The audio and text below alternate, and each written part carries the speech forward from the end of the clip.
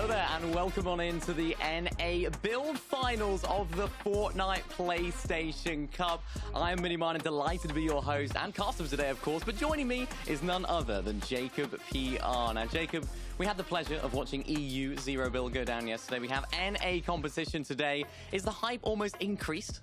I think it has increased. I think Zero Build has garnered a lot of fans to go ahead and play it, but I think Builds, that is where Fortnite begins. That is where Fortnite really shines, and I think the solo competition, we're going to see some individuals shine today like never before. Yeah, we really didn't get to see too much solos, but speaking of which, let's take a little look at the format of how we've got to this very point right here and how today is going to break down. We've had two qualifiers, of course, leading into the finals right here, right now. Of course, it's going to be a battle royale, 100 players across 6 games. And remember, this is 100 of the best players of these qualifiers. 50 from each one made their way to the finals today. And of course, we need to get some points. How are these players going to go about getting them, Jacob? Well, obviously, the placement points for sure. And if you look at it, 75th place when they begin to ring in, but it's not really until that top 8 to where you start collecting the majority of those points, and business as usual, it's 2 points per elimination. And if EU Zero Build yesterday told us at least a little bit of the story, it's consistency that is key, because our winner yesterday didn't win a single game but still won the entire event. That's absolutely right. Consistency is key if you want to find yourself at the top of the leaderboard. And the very top of the leaderboard is very fruitful indeed. $2,500 going to our first place player today. But what I really love about this, Jacob, is that everyone walks away with cash. Yeah, and I think they deserve it as well, because it was grueling. It was hard to get it to this point. We had FNCS champions from the PC side of things try to switch on over to PlayStation and didn't even make it this far. So it goes to show we have 100 of the best players in this lobby fighting for that prize pool today. Absolutely. If you want to catch up with some more PlayStation content, maybe you want to have some tips and tricks, then of course make sure to check out the PlayStation Esports YouTube. You can find that at youtube.com/PlayStation Esports. The latest video on there is actually some tips on how to play with the controller, some DualSense Edge tips on both FPS and Battle Royale, Jacob. So maybe some of these players have been watching that. Yeah, I might have to get some of those tips. I got a PlayStation downstairs as well. I like to play it to kind of show off to when I have people over at the house. So I might have to watch it so that way when I show off, I really look good. Yeah, you'll be showing off. And who else will be showing off today? Of course, it will be our qualified players, the stars of the show for today. Are there any names on this screen here, Jacob, that stand out to you? Yeah, I think I mentioned some FNCS finalists here. We got Pump, we got Amizi. I like Pump because somebody once told me that he looked almost like my little brother. I saw it, and now I can never unsee it. So I'm cheering for my brother today. You know, I can actually see that. I can see that being a thing. Maybe he is. Maybe he's your long-lost brother. Who knows? But that's how it's going to be. This is, of course, all of our players are going to be taking part today. Some of which, of course, native to the console platform. But some, Jacob, have sort of moved from PC to console for this very event. Do you think that's going to have an impact? Yeah, I think it's going to have a little bit of impact, especially if you're not able to get used to it right away. And then you're going up against, players like FaZe, who is here. He's a console cup champion. He's been in this position before. And I think he's fighting. He's not only fighting for himself, but he's fighting for all the console players around the world. Yeah, it's great to see. We have a little bit of a mixture of some keyboard and mouse players, of course, as well as some controller players, I'm sure, going to be competing today. I think it's going to be very, very exciting to see which of our players are going to come out on top, because solos is just that. You're on your own. You don't have any teammates. You don't have any team members to help yourself out. So this is where it all starts to get real. Of course, if you guys want to compete in some of other PlayStation competitions that are on offer, then make sure to check out compete.playstation.com. Maybe you're going to get inspired by some of our gameplay today. And maybe, of course, you might want to find a teammate for some of those events, and maybe might make some friends inside of the community as well. If you want to do that, then of course make sure to check out the PlayStation Tournament Community Discord server. Of course, you can find regular updates on esports events, articles, videos, and of course meet with others to improve your game and meet with some like-minded individuals. Jacob, I'll definitely be in there. How about you? I'm already in there. I got some players lined up. I'm not necessarily the best solo guy myself, so I'm looking for duos, trios, squads. So when we hit that island, we hit it hard. We're definitely hitting the island very, very shortly as well. The Battle Royale, of course, the Battle Bus will be leaving the island very, very shortly. But before we do get into that, let's talk about how we're going to be seeing things go down today. Game number 1, of course, starting very, very shortly. We've had a little sneak peek of the drop map so far, Jacob. Some interesting contestations going on. I think we said, is it 5 players landing at Naughty Nets? Yeah, I think it was last time we saw it was like 5 players at Naughty Nets, which honestly, there's not a lot of loot there, even for a singular squad. So it's surprising to see who's going to come out on top. You got our mythic vaults that have a lot of contestation, particularly Sanguine Swedes. But there's so much loot over there. I can kind of see players maybe not necessarily fighting, grabbing some loot, disengaging, just try to play the game out. And you know, we're going to see a massive change from the zero build side of things today. And I asked you yesterday, what is the mini miner preferred loadout going into this solo build competition? Well, I mean, we talked about it yesterday, as you mentioned. Zero build is very, very different to build. But you know what? I think the loadout is very, very similar. Of course, you don't have shockwaves, you don't have the bunkers. So for me, the ideal loadout, I want to be carrying that twin mag, particularly for the scope salvo. I want to be carrying the twin mag with the scope salvo all win to get those storm surge tags nice and early. The damage that thing can output is absolutely insane. We'll see a lot of that today. In terms of shotgun, sharp tooth, 100%. That's going to go straight in there. I don't think the other shotguns quite match up to it when it comes to solos. You want to be hitting that big damage. Maybe if you're one of those sort of players that likes to hop in the box, the Maven could be the best option. But yeah, for me, that's what it's going to be. We do have snipers, of course, in competitive. Ooh. Maybe I would be taking one of those. I am the self-proclaimed best sniper in Europe. I'm not, but I just like to say I am. So maybe I'll put a sniper in there. Of course, you have to have slurp juices in there, of course, as well. But yeah, I'm trying to think about how I'd fill the other slot. Maybe some pizza. If we have some pizza in the game, okay. You know, I want to be taking some of that because that's a very good heal. What about you? Have you got any preferences, or do you agree with me? I agree with you most of the part, but, you know, I had pizza yesterday, so I'm thinking slurp juices. I'm probably thinking maybe double slurp juices because of the forecast towers, the caches, a lot of opportunities to grab those. And I'm interested to hear your thoughts on this, but maybe I'm grabbing the rocket ram as well. I think it's high risk, high reward. You can get a little bit more in zero builds because you could build right after crash landing, but it's definitely going to be tough. In a game full of solos, multiple people see you flying through the sky, you become a target, and then that twin mag AR that you talked about with scope salvo, maybe you add in first assault as well. 0 to 100, get beamed out of the sky, but I think I'm the risky type of guy. Yeah, I think definitely in builds that rocket ram definitely becomes more viable. We saw it a lot yesterday, as you mentioned, people using the rocket ram getting absolutely beamed out of the sky or landing and then getting beamed because there's no builds. You can't actually build to protect yourself. But today we have a little bit of a different landscape. Of course, you can build to protect yourself. You can use other people's builds to make it a little bit more of an easy rotation in the later stage of the game. So yeah, you're definitely right. Rocket rams are going to be vital today. Maybe we'll see some players carry, of course, the Crash Pad Juniors. Maybe we'll see those in play. I've not seen any of it so far. So I'm hoping that this is the first time, because this is the first time we're seeing a proper solos tournament inside of this new season, Jacob. We have the solo victory cups, but they're a slightly different format. But how about a regular solos event? Yeah, I think it's going to kind of down to consistency overall. I spoke about it just a little bit to start the show. On the EU side of things, that's what actually won it all. We're even seeing some clips here of Toxic Tryhard. This was game number 1. He had 10 eliminations to take that game overall. He landed quickly into that first place slot, but as the day went on, he kind of slipped up a little bit. Some of our other players slipped up a little bit, and then it came down to just straight consistency and a win by 1 point for ZMax. Yeah, and what I really love about looking back towards yesterday's competition as a sort of framework for how today's going to go is that although it was zero builds, completely different sort of game mode, completely different format, it's the same solos competition. It's still on console. I think we're going to see a lot of the similarities. I think we'll maybe see a little bit more consistency for one of our players. If one of our players turns up today, it's it's a lot easier to be consistent when it comes to builds. You're not relying on the RNG of zones. You're not relying on the RNG of getting bunkers, getting shockwaves in the mid game when you're looting off spawn as well. I think that's going to be the most important thing. So consistency definitely will be a key word that we're going to be talking a lot about today. And as I mentioned, Jacob, this is the first sort of time we're seeing a non-Victory Cup solo event this season. And I think consistency definitely has to play a part. Those that can drop a big game will be beneficial, but if you can't keep doing that, you're going to struggle. Yeah, and honestly, we named a couple names and we saw the qualified player list, but I truly believe there's going to be a bunch of names that we may not even recognize that are rising to the occasion, because we've seen it so many times before in years prior. Our players starting off on these consoles and really making a name for themselves, and then they're boosting into superstardom. So this could be the beginning of somebody's Fortnite career here today, and if they can carry that momentum into future seasons, I expect them to be on the top of their game time and time again. Yeah, 100%. I mean, yesterday, one of the main talking points from us was that we didn't really get to see too much mythic action when it came to the new POIs. Of course, there's 3 new POIs that can get, of course, 1 mythic from each of those. So there's potential for 3 mythics to be involved in every single game. Do you expect there to be more mythics involved today? Maybe the MK, maybe we'll see some variety in that as well? Or do you think it's going to be same old, same old? I think we have more of a chance. I think we definitely have more of a chance, because depending on what mythic you grabbed yesterday, it may not have been fruitful for zero builds overall. You may have to drop it for the bunkers, the shockwaves, there's almost more important items than those mythics. But now that you're able to kind of use one of those extra item slots to go ahead and carry the mythic or anything else that you choose, and then the safety of being able to box up and use them from a distance or close range, depending on which one you grab, I think it's going to make more of a prominent showing here. But with 100 players and only 3 possible mythics, I think it's going to be hard to see them kind of shine overall.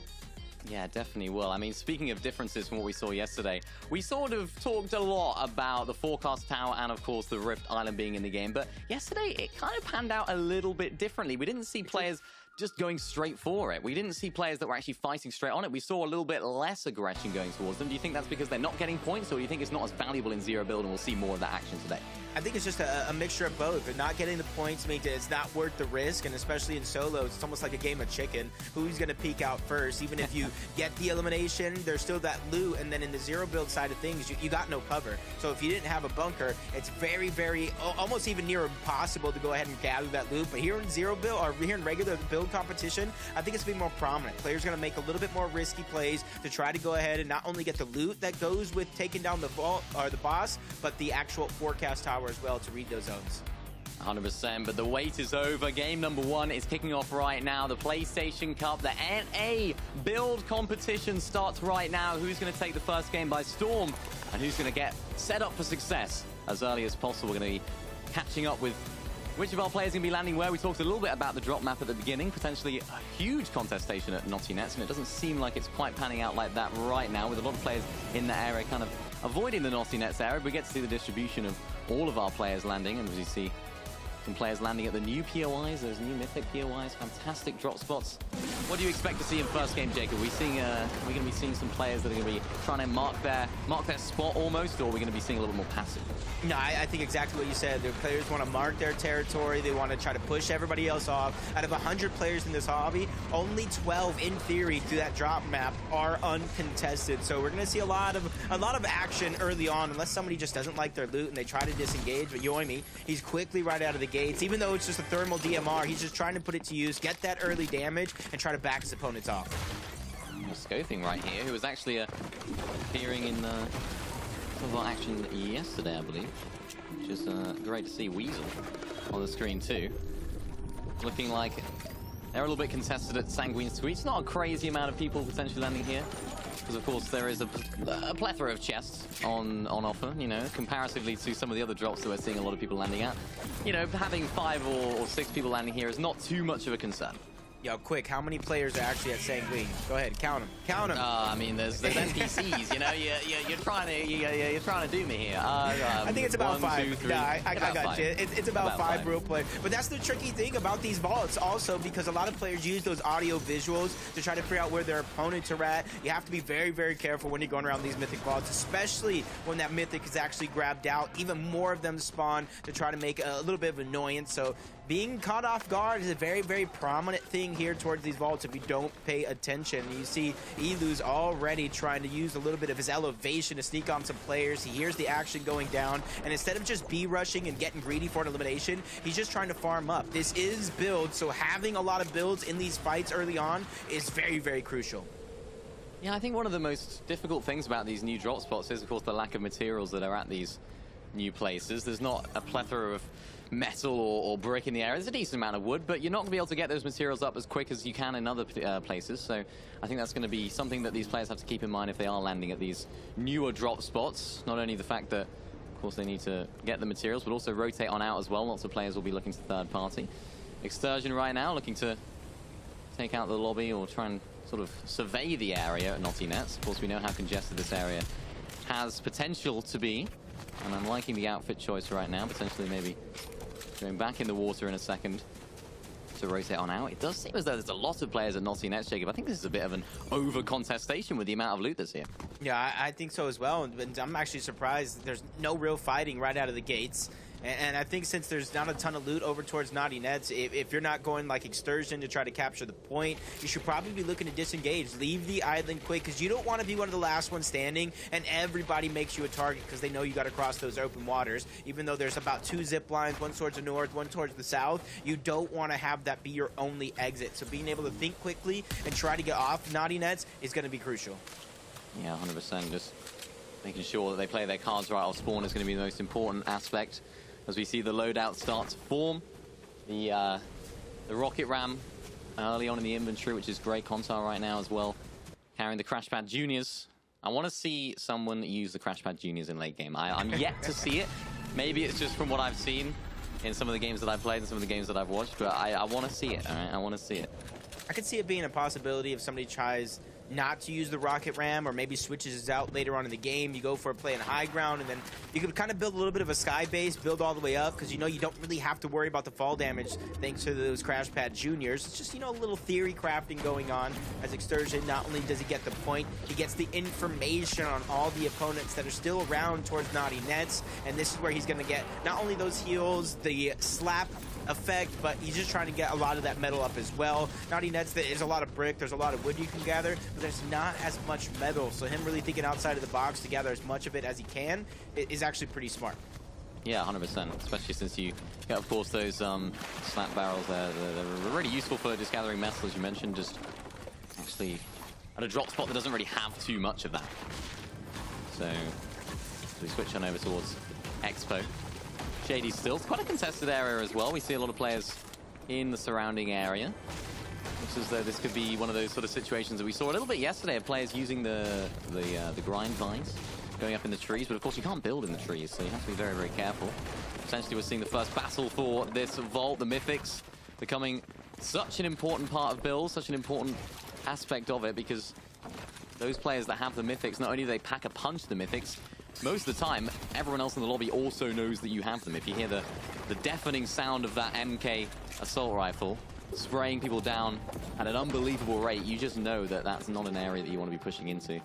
So just that scare factor that those Mythics can have is almost worthwhile going for in itself. This is a little bit of a cheeky strategy. They're just trying to farm up, get the resources, and just camp the vault. Just like the forecast keys, all the keys on the map, they kind of show up. So they know exactly where this player's at. They know exactly when he's going to try to make a play. Eluz is going to be the first one he kind of runs into here for a moment. And he has all that real estate towards the bottom. But you notice he has heals, but no HP heals. And I think Chicha here realized that as well. And instead of overstaying the welcome, just trying to rotate on out, saying you're going to have to run into me sooner or later thanks to the zone.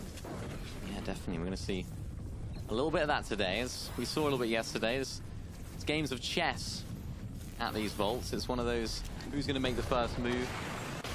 I think once someone opens that vault, it's just time to go. Dolza going back inside of the storm, maybe potentially using these shield flowers. I always call them mushrooms, but they're actually flowers, to get a little bit more HP. Actually must have identified as a refresh right there. That's absolutely perfect. Interesting for him not to use that shield fish pretty quick, but he's probably on the move, realizing he doesn't want to waste too much of the HP. Excursion already rotating out of Naughty Nets, trying to find himself on the edge of zone. And this is why I say rotating quick off of Naughty Nets is going to be crucial, because you got to realize as soon as this gets more and more congested, it's going to be harder and harder to enter in from this side of the map, especially since it does look like it's going towards the south, maybe a little bit more towards the west. So a lot of players have to be ready for every one of these moves, because they don't know exactly where the zone's going to go unless they get that forecast tower. Yeah, that's absolutely right. I think the forecast tower is going to be a vital aspect of these players' mid-game rotations. Of course, late game it helps out a little bit as well, but just being able to be set up for success early on is going to be absolutely crucial. I'm sure there'll be plenty of players that will be fighting out for those forecast towers, even though they don't give any points in this particular competition. Just the power to be able to know where the next zones are is absolutely worth it in itself. Very similar to the how the Storm Scout Sniper worked back in the day for those that are OGs to playing Fortnite. I don't even know when that was in the game. It was a good while ago, but it was one of those sort of items that definitely helped out, and you can get that in the current season. But for Fago, they're getting straight inside of the box. They're not even worrying about the next zone. They're getting straight inside, picking up the first of their eliminations and getting a huge loot refresh as well. The rocket ram could be an option, but they're saying no. I want to try and find more. I want to go crazy here. Yeah, double fights going down at the same time. Contour versus Breitner on the other side. I was thinking, looking at the mini-map, they're probably going to join hands, make them a focus, but it's just two separate fights going down, and great move to go ahead and get the high ground and just get out of this position. I think fighting this very, very early has too much of a risk versus the reward. Yeah, you can get a refresh. Yeah, you can get some loot, but it puts you in a position to where every other solo in the lobby is going to look in that direction and try to make you a target.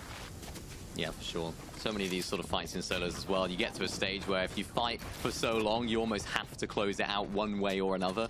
So identifying that that is how the fight's going to play out early enough on means that you don't get stuck in that situation where actually I've only got 2 bills, I need to try and fight this guy or else my game's over. So I like the plays from the players early on, showing how they're playing it out for the long game. Of course, 6 games of competition here. If you have just joined us, we're here for the NA Builds PlayStation Cup Finals. 100 of the best PlayStation players qualified through, and this is now the final. 6 games to make their mark and to compete for the huge prize pool at the end. It's definitely worth playing out these games. It's definitely worth playing the long game. Yeah, this is going to be a hard rotate for some if they choose to go across the water late. Saw a couple early rotations using a launch pad that's there on one of those boats. We switch on board my brother here, Elite Pump, and he's just rotating through Mega City, not wasting too much time. He realized how dangerous it can be. He's already in the zone. He's looking to go even deeper towards the center. The only thing you got to watch out for there is that common Maven shotgun. We talked about the differences, what shotguns players really utilize, and that's why you see him finally beelining it towards the cache. He wants a huge upgrade when it comes to his inventory. Arsenic's trying to do the same thing, but now he becomes a focus to multiple players here in the lobby. Somebody even ends up in the box and takes him out, sends him back, and finishes his game 1 early. Wow, I think that was C4 right there from one of our players. Maybe even Pump looking at his inventory. That's such a prominent item in the Fortnite meta right now in builds, because so many people are taking them, so many people are using them just to do exactly that. Clean up fights, break builds really, really quickly, and you can see the results for Pump. That has just got him one of those brand new Sharp 2 shotguns as of this season. Fantastic shotgun. So many players will be keeping their eyes on top of that. And wow, maybe he's getting a little bit too greedy here. Wants another one. He says 1 cache is not enough. I want 2. Yeah, for him, it's probably going after the elimination points, then you add in another slurp juice or grouping of it.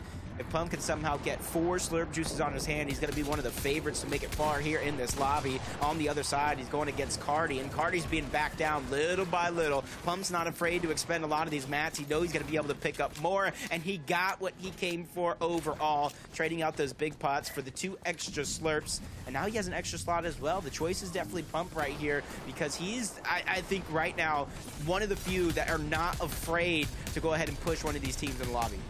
Yeah, Pump's such a talented fighter, of course, as you mentioned, FNCS Grand Finalist. I remember watching Pump all the way back in Chapter 2, late Chapter 2, Season 7, Season 8, when he was just sort of breaking into the scene, in the collegiate scene, and he was different. You could tell back then that he was one of those players that will make it to the top, and he's showing that prowess in the fights right now, as is Grimm's just trying to get inside of this box, but trying to pick up his first elimination, looking to try and take the wall as much as he can, but playing the nice angles, trying to play the peaks. He doesn't have the Sharp 2 shotgun, so maybe the damage from range might be a little bit nerfed, but he's still trying to go for the shot, still trying to go for the damage, but unfortunately it results in him taking some damage, and now he has to retreat. This is an awkward situation, but for the other player on the other side, they're quite happy with that damage, particularly since they have an elimination. Storm Surge shouldn't be a problem. It looks as though they were fighting over a cache, and this player on screen is won it.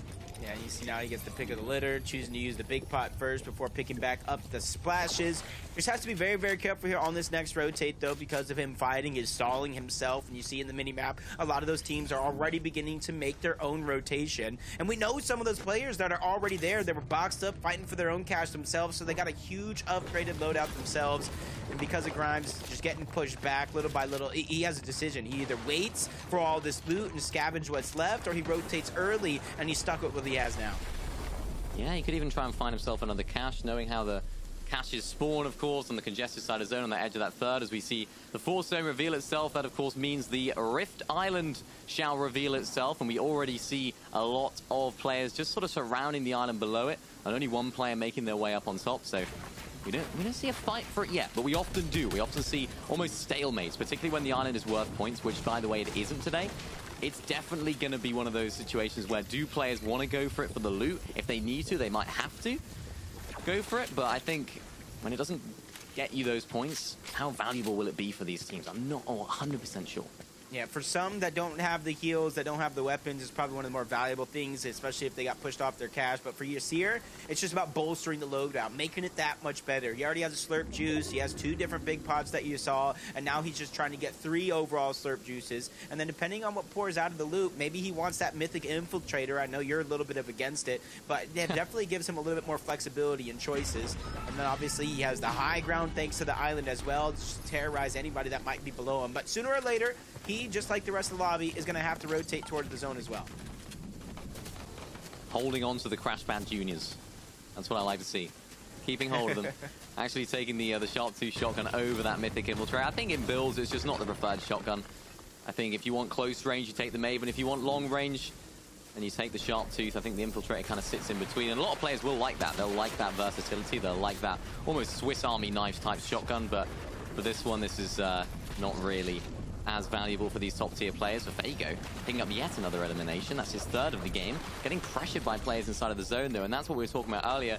You have to choose. Do you want to fight and play a little bit more later on in terms of the rotation, or do you decide to get inside a zone early and potentially get yourself set up for success? For Stacks though, they're trying to do exactly that. They're just sitting inside of the zone, looking at players that are later on rotating in, of course maybe fighting for those caches or indeed that Rift Island in his case right now, but he can't quite find any damage. Maybe the Storm Surge might play a part today. We'll have to see how the games pan out, but in this particular game hasn't quite been a factor yet. But I'm liking the loadout right now, Jacob. This is what we talked about earlier. Maybe barring some slurp juices, this could be the ideal loadout for today. Yeah, if I don't get a slurp juice, I would definitely be okay with the loadout just like this. It allows him multiple times to get up to 100 shields. The HP is a whole different story, but at least he has that gold sharp tooth that you're talking about. He has a twin mag. The only thing that's really lacking right now in terms of his overall loadout is those builds. He has little brick, about half the wood, and so same could be said for the metal. And I like this picture of the zone. Even though it did pull south more times than not, it's kind of centering up on that south side of the zone. And since there's a lot that is still over water, you got to imagine that setting yourself up at the edge of where the island actually ends and the water is a good spot. And there's only one person there, and it's close to the center of zone as well. Yeah, 100%. I mean, in Stacks' case, he's landing all the way up at Breakwater Bay, so it's understandable why he doesn't have the builds looking at where the current zone is. For this player on screen right now, 2 slurp juices in 2 slots. This is looking pretty good. He gets beam, but oh no. It's fine. What he has the slurp juices to heal up. What is he going to do? Pop a slurp juice. He still has plenty more for the next rotates. Yeah. I think a lot of players will realize the slurp juice is kind of a prominent thing. So if you give too much time, a couple of seconds, even 30 seconds at that to kind of heal up, you got to imagine they're at full health and they're going to go ahead and continue on rotating forward. A lot of the players you can kind of see just raining down from the north side of the lobby, just trying to get themselves any bit of position in that zone towards Frenzy Field, but there's still a lot of teams there as well, already trying to meet them and gatekeep them out. And depending on what they have in their inventory as well, you could probably get them to expend a lot of builds, a lot of resources just to try to get into the zone. You see him trying to take some shots on the player that's just inside of this box. Right now, just trying to make sure that they can make their way into the zone, but no, there's a player in the bush. Could spell disaster, but of course the slurp juices will be the saving grace for now. If he can't get them off, he might get in trouble, but I think, yeah, 2 seconds for a slurp juice is going to be nice and easy for him. Be able to rotate on and through, and of course, the zone pulls back as well, which is a really, really good thing when you're on this side of the zone. All of the players on that congested side will be happy with that north pulling zone, but of course, if the players that have been, you know, you'd think more proactive and going towards the dead side, they've now got a massive rotation into all of the players that are already set up for success in zone, and it's going to be almost impossible for them to rotate in if they're not careful. And right above him, he has that player position, Hyken, and Hyken's been doing a lot of damage here in this lobby. Unfortunately, he hasn't been able to convert it to an actual elimination yet, because that would be very, very fruitful for his position. Don't key slightly, make it a more passive approach here. And a lot of these players that are kind of congested on this edge of the zone have an opportunity to move north of Frenzy Fields when it does open up, giving them a little bit more safety away from the rest of the team, or at least that's what you would typically see. But it's not going to be the easiest thing, and I saw on the feed, Vase taking down Omizi. Vase is a player I said you got to watch out for. I think he might have some of the most experience in these PlayStation Cups. It's great to look at those sort of players, not only the big names in the sort of PC, FNCS world, but also the console ecosystem, the console community as well. That's all what we like to see. Console players showing what they can do. In here, the PlayStation Cups, and 230 above for Don't Key slightly right now. Hasn't been keying, but getting the damage, which is absolutely vital. And for Stacks, you can see in the feed right there, his game is all but over. The long rotation would have been quite difficult for him, and you can see not that many players have to rotate in since there's so many people on that congested side of zone. And there's Vase picking up an elimination on the side of zone. We're going to be very, very careful, though, because, of course, these players are rotating. And there it is, the Crash Pad Junior. Yeah, see him, my friend. You've done it. I think it makes for some of the perfect rotation with that roaming redeploy augment. Allows you kind of glide through the sky, creates a little bit more of a rotation than just kind of bouncing and hoping and praying for the best. FaZe is going to be one of the first players in this late game that's trying to make some noise and trying to make some claim to that high ground, and they do pull the zone on that side of the map as well. So an excellent decision for FaZe, and Yasir is kind of hunkered right beneath him, and careful is going to be the key for a lot of these players that are kind of stuck on this side of the zone for now, because a lot of those players on the north, on the east side are going to slowly but surely converge over in that direction and maybe try to make a claim for that position themselves. Yeah, I'm wondering if Yasir actually managed to pick up that forecast tower, because of course he is landing at Brutal Bastion today, so maybe made the way towards the one to the west, just on that sort of icy lake where you can slide across the ice. Potentially might have access to the future zones.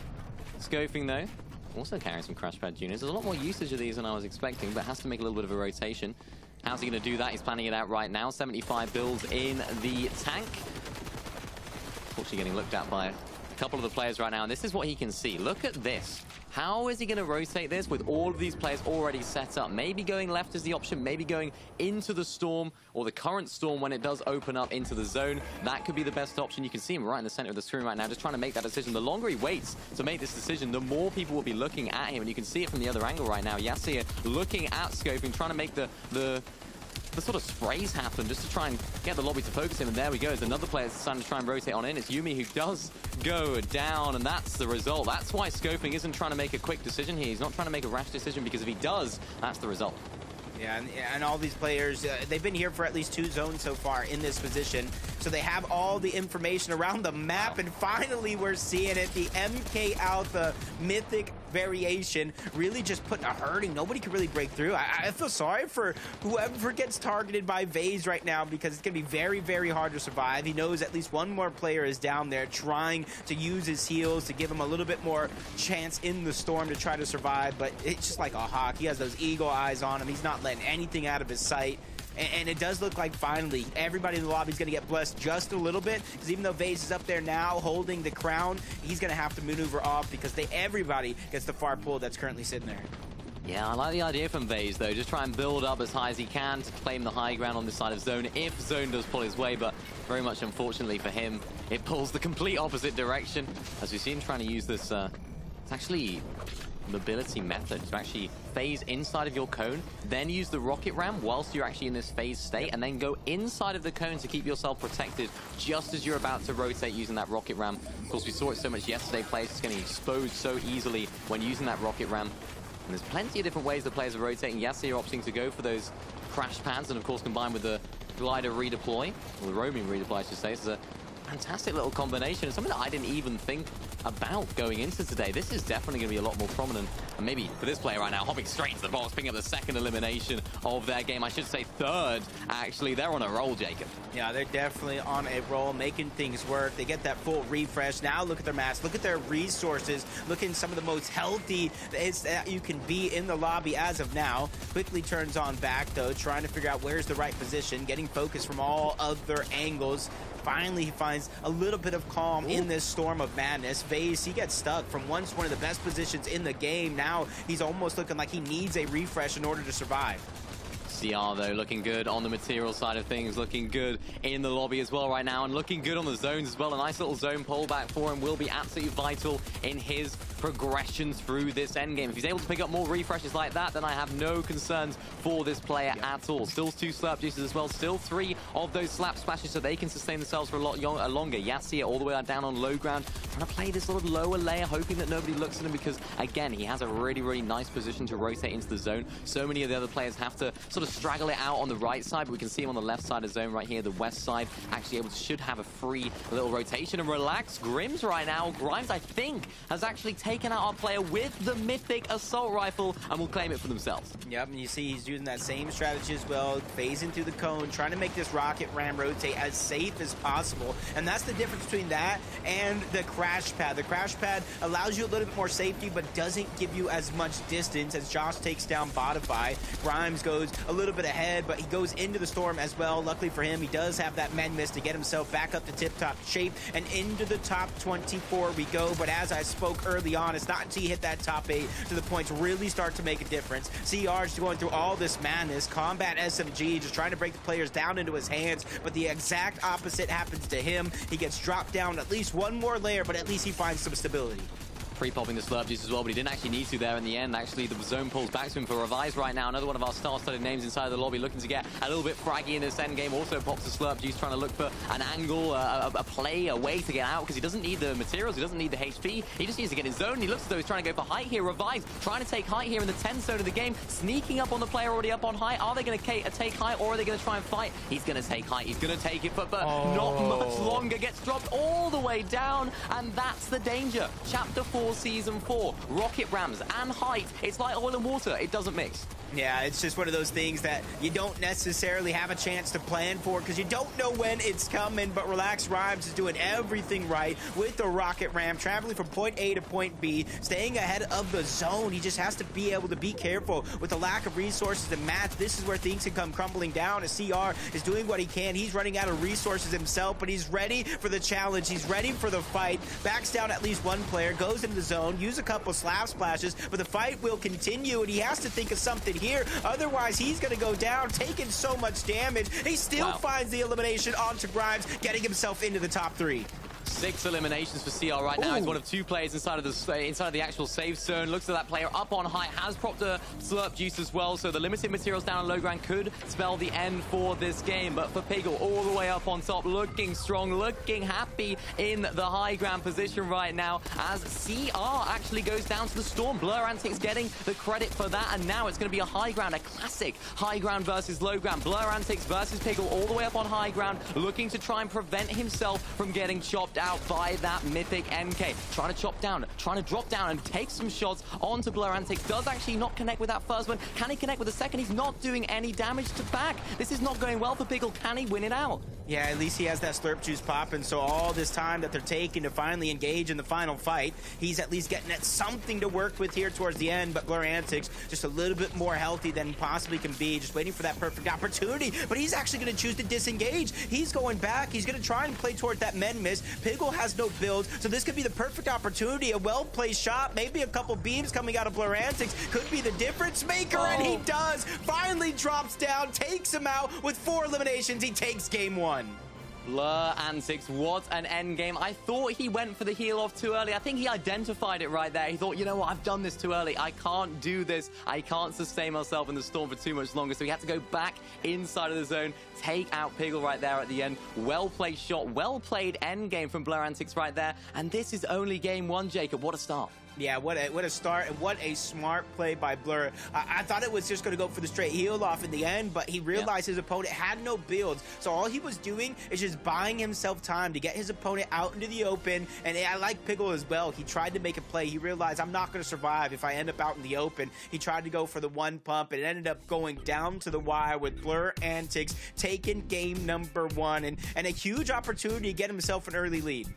Yeah, let's relive some of those moments from game number 1. What a game it was. We saw lots of action off spawn, lots of action in mid-game on, of course, the Rift Island. We saw it at the caches as well, and we saw so much action from some of our top-tier players, some of our top fraggers in the end game as well, one of which being CR. What a performance, Jacob. Yeah, he's just not afraid to go into the box and send his opponent right back to the lobby. And there goes that game-winning play yet again from Blur Antics, using the med miss and the mind games to take away that top spot. And you can see already 38 points for his efforts, but only a 5-point differential between him and Piggle.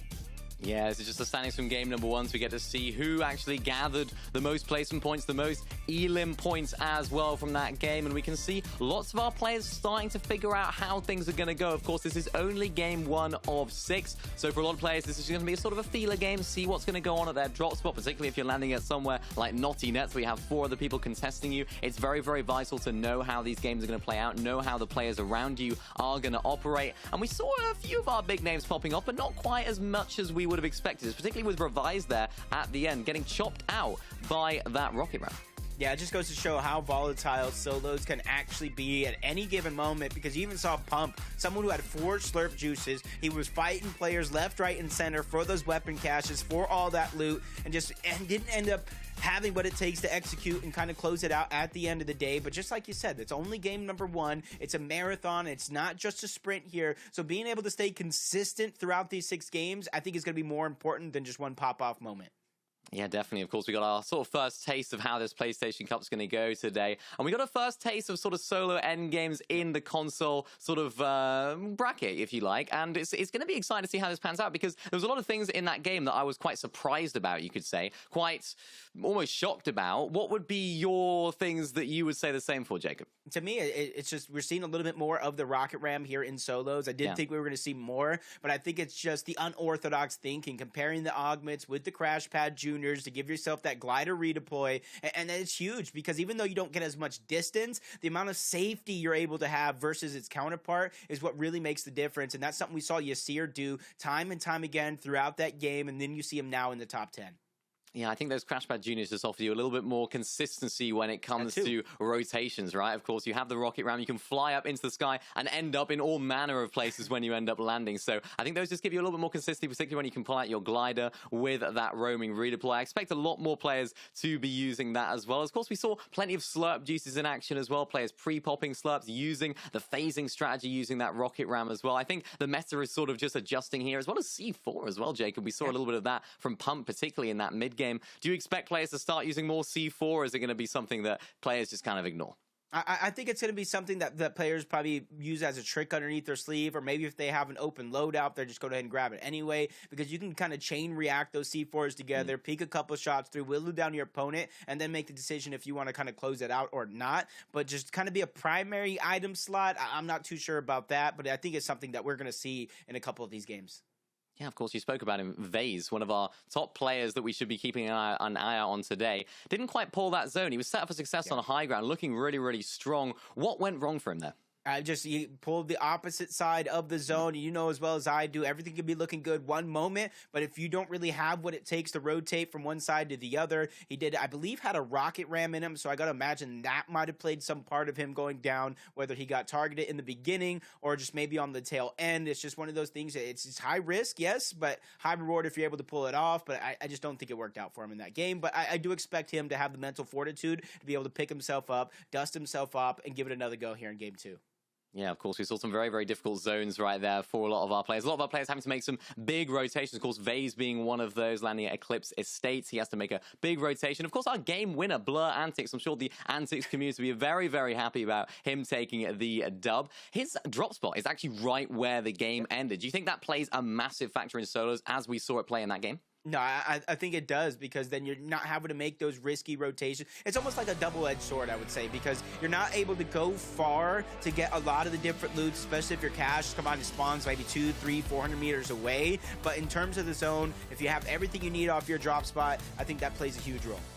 Yeah, it definitely does, and I'm excited to see how these games progress, how these zones develop, who's going to be coming out on top, because we've only just seen a little taster of what to expect throughout the day. Blur Antics coming out on top in game number 1, 4 eliminations in his name as well right there, as we get to hop right back on the battle bus, and the players get to hop right on out for game number 2. How's this game going to go? Will we see some shifts? Will we see some changes? Will we see some adjustments from some of our players? We'll have to wait and see. Those questions will be answered right here in game 2 as we hop on board with Ballers, who's landing straight down. Yeah, and interesting from the EU0 build side of things yesterday, it was about a 21-point lead after game number 1. And this one, it's literally only 4 points. It's very much more difficult to get those eliminations. Players are able to build. They're able to use different tactics to try to shield themselves and kind of get out safe. And now we're getting a taste. Where does Blur Antics land? You called that he landed towards the south side of the map, and you're kind of seeing it here play out overall. He's ready to make that risky play. He's not going to go all the way towards those mythic vaults. He's just going towards the outskirts, loot up everything around it, and then continue to make his moves from there. Yeah, definitely. And maybe a strategy that Blur Antics could use later on. As I say that, he gets tagged out of the air. And of course, when you're landing in, you don't have any shield. This is not zero build. You don't have overshield. I think Blur Antics is just trying to land just on the outskirts here of Relentless Retreat to maybe look for some early Storm Surge tags, look to try and get as much damage as he possibly can. Almost falling down early on to that player that was taking some damage already. That's the danger, Jacob. That's the danger when you land a little bit further away from where your drop map is, of course, marking. You have to be careful of other players that are going to try and take advantage of that higher drop. For Blur Antics, it seems as though he knows this area well, trying to find some shield, making sure he can heal himself up before looking into Relentless Retreat, you have to imagine. Yeah, it's about, like, I think 2 chests in this area, 1 heist bag. If he continues to go towards the south, where he's currently positioned, and then the east, that's where a lot of the other loot he's going to gather. As you see, Pump already taken down on one in the feed.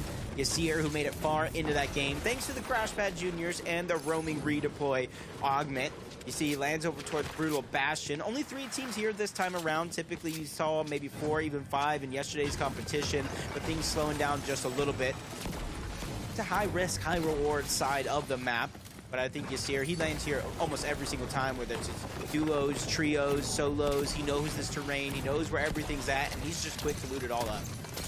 Yeah, I think that's a big part of playing Fortnite as well, knowing not only where all the chests and all of the loot is at your drop spot, knowing how to rotate at this drop spot, at any drop spot on the map. Whether you land there in different game modes, I think it definitely makes a difference. If you can know how to rotate where players are likely to land, where players are likely to fight in your sort of general vicinity of your drop spot, I think it absolutely is vital for a lot of these players. If we look at our second place player from game number 1, it's Pickle, who was playing high ground, had to try and drop down onto Blur Antics, but wasn't quite as successful as him in terms of the results of the game. And I like the way he was playing. I like the bold nature of the plays, trying to go up onto that high ground later on. I think it's the right time to take it as well for Piggle. And just looking at that briefly, I can tell it's not going to be an eastern zone, probably not a southern zone as well.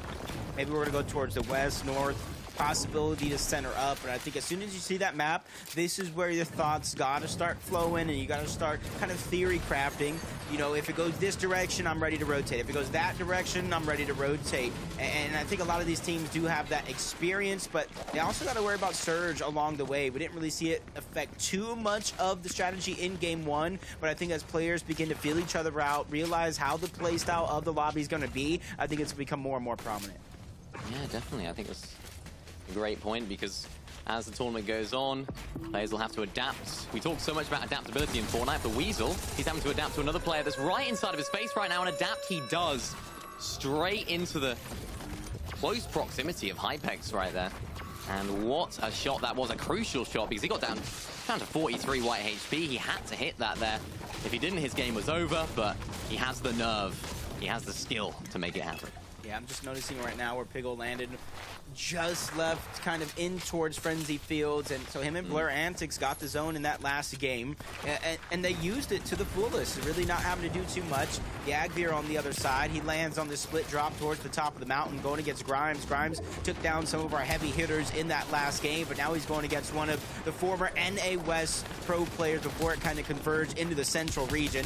Multi-time grand finalist, switching on over to the PlayStation for this console cup. He has more than enough shields to keep himself healthy. It's just what happens when things go wrong if you're going to be ready for it. He's not backing down from Grimes, gets the cone, and now it's his battle for the taking. Grimes quickly playing on the defensive end, that stare and the wall to save his life here for a moment as Yagvir forced to reload. His breath of fresh air is what Grimes needs to use to figure out what he's going to do to defend this even more. Yeah, it's a really difficult fight to take, and we talked about it in the last game in almost the exact same area about when is it worth to disengage from these sort of fights. For Jagvir, that time might be approaching with only 10 builds in his inventory. This is the moment where you have to make a quick decision. That's where you have to say, you know what, am I going to take this fight? Am I going to try and close out this player and, of course, get those materials from the elimination? Or do I have to disengage, try and just play with what I've got, try and farm up some materials later on? I think he's just stuck inside of 2 mines right now, trying to go for the wall, but he has to be very, very careful about how he goes about his business here, with only 8 builds in the locker, with players lurking nearby. Any move he makes, if it's a wrong one, it could be the end of his game, and there it is. Lots of other players now looking over. Grimes will be quite happy about that, because it means that he now has an opening with 18 builds in his inventory. Both of these players need this fight as much as the other. And Grimes is trying to get as much piece control as he can, but again, they're both playing it very, very similarly, very, very patiently here, Jacob. Yeah, well, Grimes has some HP and a little bit more to work with. on the other side, Jagger has no medium ammo, and he's running out of shotgun ammo as well. So I feel like in his head, he almost feels forced to take this fight, get the refresh. Only had 11 bullets at one point or another, even less now that he tried to go ahead and get that piece control. Getting fought back, Grimes go ahead and takes it in the blink of an eye, and this is where Jagger is going to have to be creative, because the longer this fight goes, you see that zone pulled away, his chance of survival is getting slimmer and slimmer with each second that passes. And look at this from Javier. He only has 7 assault rifle bullets. That's his last build place as well. He's got to rely on the shotgun aim. How good is your shotgun aim, sir? I'm sure it's going to be top notch if he jumps straight into the box. And yeah, you can see just in the distance right there, Javier does pick up the elimination, which does get him those materials, of course, as well. And that's Grimes. That's one of our top players from game number 1 down in game number 2. Yep, and this is where those rest of the folks that were over towards Naughty Nets, Amir being one of them, rotating on over, using that as a little bit of a distraction. Instead of trying to beeline, be a part of the fight, they realize rotating is probably the better choice here. But as he finds some safety inside of Mega City, he sees a fight that he wants to take, and he's taking it tenfold. Shot after shot, he's going to land it, gets the elimination onto Vex, and then gets a nice little upgrade to his loadout as well. Yeah, really great job from Amir right there. Just identified that he did have the upper hand, getting straight inside of the box, using the shotgun to break the builds and phasing through the stair. Just perfect Fortnite box fighting mechanics right there. Right now. Also sitting inside of the Mega City area, trying to scavenge around, look for any sort of loot. Looks as though a lot of these players are sort of taking the combat SMGs when they do have their Storm Surge sorted out. For Amir, he's sticking with the assault rifle. And he's carrying that C4 as well, but no shield in his inventory, so if he does get tagged up like he does, he's not going to be able to heal back up very quickly at all, because he has to try and scavenge for more heals. And now, Jacob, he's running around without any shield. This is going to be rough. Yeah, I'm not going to say that was a little bit of a caster curse, but I feel like you called it out yourself. And Amir right now, I feel like his rotation should probably be more towards a lot of these buildings, seeing if there's any shields that got left behind, anything that he can scavenge, because he needs it. One of the first times here today, we're seeing Storm Surge really playing a huge role in this fight. Z-Way just trying to figure out anybody he can put damage. 25 isn't a lot. It's almost one shot from almost any weapon in the game. But if nobody gives you the peak that you're looking for, that is where it's going to get difficult. And as Storm Surge does begin to tick in, that's when it's going to start to make nerves happen. And you're going to start to make those nerve moves. Something that you wouldn't typically do is now going to be something that you might be forced to do. He's trying to continue to fight for the piece control, trading shots, gets above the damage threshold, but takes a huge shot himself. He does. He gets the Storm Surge, and now this is where we evaluate what are his motivations now. Is he going to continue this fight? He's got his Storm Surge. That's ticked off. Does he need the loot? Does he need the elimination? I would say no, but it looks as though he's trying to look inside and maybe make that decision up for himself. As Pickles just sat inside, has got some white heals as well. Not concerned by the Storm Surge whatsoever. Still trying to look for his first point of the tournament, but Wei is looking to try and get inside and get involved. He does get looked at by another player, another team in the distance, and this is the danger of staying inside of these sort of areas, inside of the storm, and prolonging these fights, because not only could you fall victim to the player that's on you, but of course the teams and the players that are looking at you from a distance, that's going to be the main problem. Yeah, this is going to be tough, because the longer they take, that 75, yeah, I can heal him up for now, but he still has a ton of travel to go before he is in the zone. I could see maybe people rotating over towards Steamy Springs. There are some geysers there that they can use for a little bit of rotation, especially if they don't have it already. So we'll see if any of those players really do make it out alive when we check in with them just a little bit later. Players that, you know, not facing the same dangers of being in zone but still got a journey to go is Contour. He has plenty of HP to work with here, but it's those shields that are lacking, much like a lot of the other players here in the lobby. He has the rocket ram, but he probably doesn't have that feeling of safety to try to use it, as the game number 1 victor is going up against Nasen here. And a little bit of a 1v1 towards the edge of zone. Neither player really having to rotate too far off from their original landing spot, but you can almost hear what they're fighting for. It's that weapon cache that just holds so much valuable loot, an upgrade, the heals, everything that they need and more.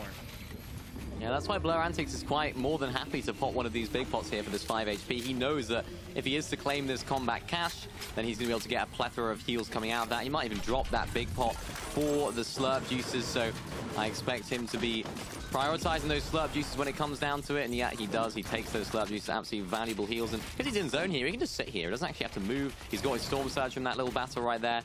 If he does need it for later on, he's got some extra heals. Of course, he has the position. I like what he's doing here. He's actually making some pre-edits so the player can't build if they do decide to rotate on through here. Maybe. That's smart. Ah, he's setting up a trap. Look at this. That's smart, because now they're probably going to think they're safe, think they're going to build. I'm interested if Nastin's going to go ahead and take that bait, because you see Blur is also rotating in that same direction where he'll always have line of sight on all that loot that is going to be left by. Nastin hasn't even made that a decision just yet. He's still checking out, getting the information of any of the other players rotating around him. Spots out at the very minimum one, but there is a couple of those players there. Blur, he's going to have to make this rotation toward the north sooner or later, but for now, he just wants to continue to keep eyes on his trap. I like that. I like this strategy. There's just moments inside of Fortnite where you see a strategy coming through and you think, wow, how have I never thought to do that? Maybe I'm just a noob, but for Blur, he's thinking outside of the box by using elements of the box to maybe trap his opponent. I like the way he's playing this. Getting another cash as well, so he is the cash master right now. Maybe he's dropping those 6 splashes for even more slurp juices, setting himself up for a really, really nice game 2 after that successful game 1. Yeah, and he immediately goes out wide yet again. He knows the zone is there, so he's just trying to see if anybody's hiding, hunkering down, trying to make a little bit of a sneak attack themselves. You can see where the zone is actually going, pushing a lot of these players towards the north, kind of centered up on the western side, including Rift Island as well. You got at least 3 players in that close proximity. They can either take a zip line or Rift themselves, and a bunch of players surrounded it. And I would say the player towards Rumbled Ruins is a little bit of a blessing there, because they don't have that line of sight all the way towards the top, but it's still going to be fruitful for anybody that wants those slurp juices to try to make it. And I think Amplify is going to be one of those first ones there, but he gets beamed on the way up, forced to drop all the way back down and try to heal himself up. I almost think that the Rift Island being in the center of the zone almost makes it even more important for players to try and capture, because you just know it's going to be in the next zone. It's going to be appearing in some way or another. So I think that's why we're seeing a little bit more activity up here this game, because it just gives you that more prime position to being outside of the next zone, on edge, potentially, like we often so see it. So I'm excited to see who can actually end up claiming this this Rift Island, as we see 3 players battling out for it. And these are where these fights can go one of 2 ways. They can either finish very, very quickly, or they end in a stalemate and everyone's popping floppers trying to make their way into zone. Yeah, interesting to just kind of let them contest it. If there was min-match objective points, I kind of see it. But with no mid-match objective points, it's kind of high risk, high reward. Noisy's just trying to break through, get some of these pieces underneath his control.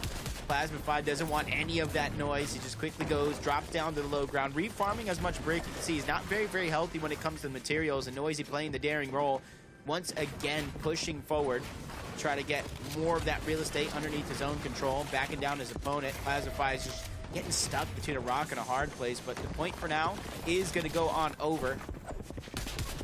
Stay contested just a little bit. Nobody really wanted to give it up, but 85 above the damage threshold. Plasmafy, if it continues to fall below, he's going to be forced to fight regardless. And looking at where the Rift Island is in the zone again, you can sort of see why this fight is taking a little bit longer. Neither player needs to jump in, because the zone is not going to be pressuring them as of yet. So for Astro, Noisy just looking to claim this as much as he can. I think he's actually going to be successful in doing so. So we can see on the right side of the screen, and there it is, just about claiming that for himself. But no, a trap! C4 coming through from the other player on the other side. It was looking so fruitful for Astro, but it's just turned into a disaster. You fell into my trap card. He flips it over, and it's just C4 placed everywhere. It caused a lot of destruction. Luckily for Noisy, he doesn't get nervous, doesn't make any anxious plays. He stays in his box, collects the majority of that loot regardless. Plasmafy is just trying to fight for a little bit of those scraps. He needed those minis, probably wanted that slurp juice, but that one gets denied. But Noisy's still holding on, still hot on those heels. And for Plasmafy, he's going to have to probably stay on this island a little bit and try to refarm as much as possible.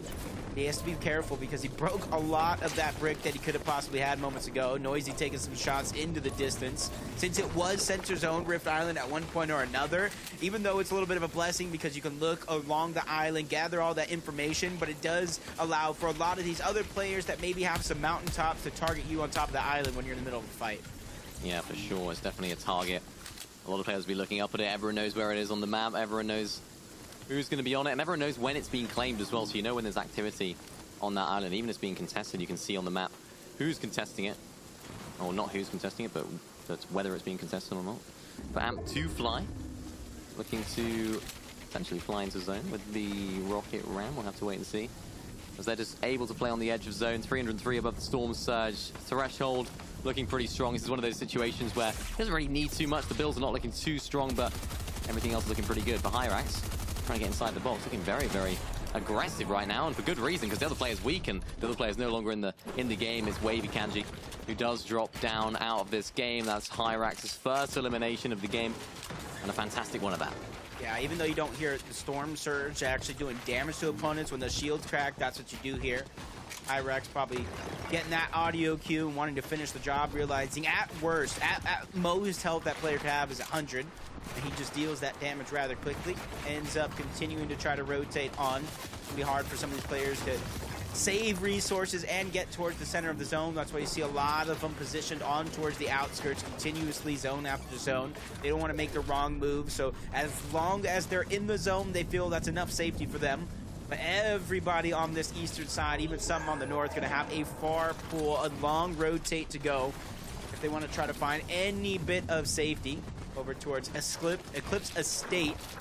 And you got to imagine, I wonder if some of those NPCs are still over there, how annoying they're going to be from anybody trying to rotate in. But as I finally noticed Fungus's loadout, that is all gold all the way. Force Slurp juices it somehow. Drew hits the slip and slide, gets into the box with Omizi, takes him down to 75 HP, and finally takes him out. That was a great play, and I hope to see it on replay after the game.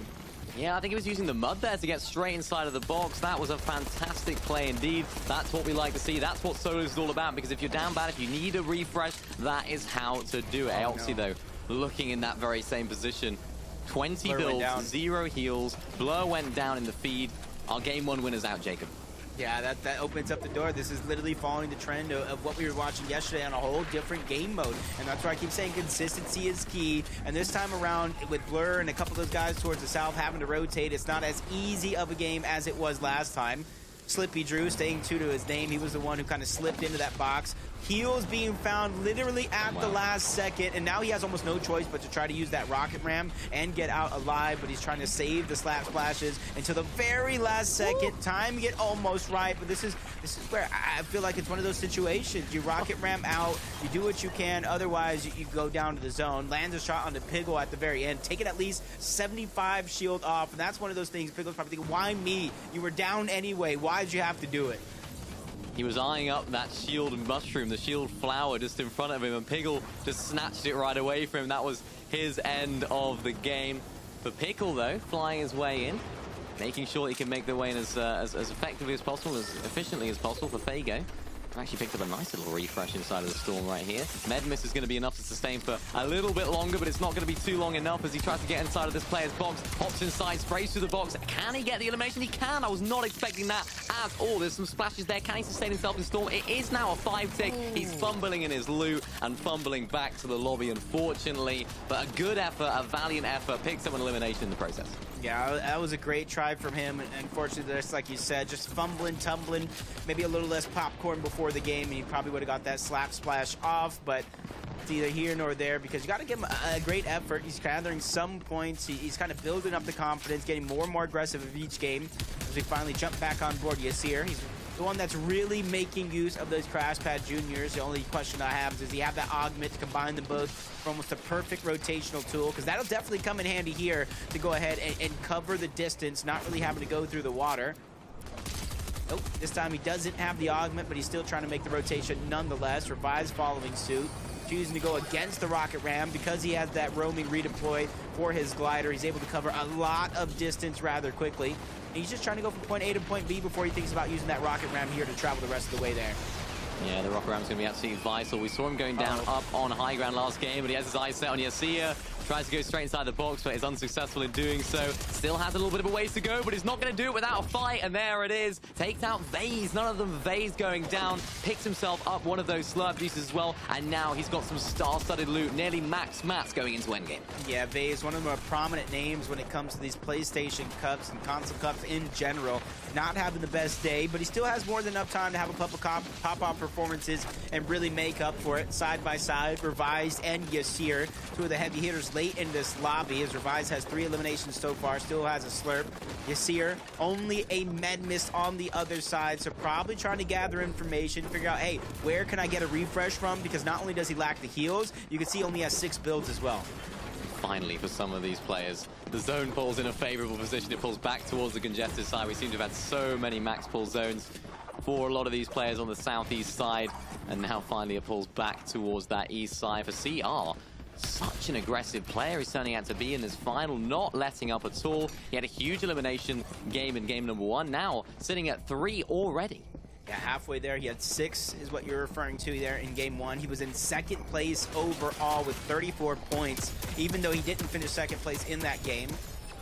So he's finding that balance between eliminations and placement points towards the very end. Starting this game, Revise was in 9th place. He's trying to pick up the pace overall, continue to have some consistent performances, but you can see he's just being very, very careful, peeking through the cone, going right back into his box, trying to find safety in his own position.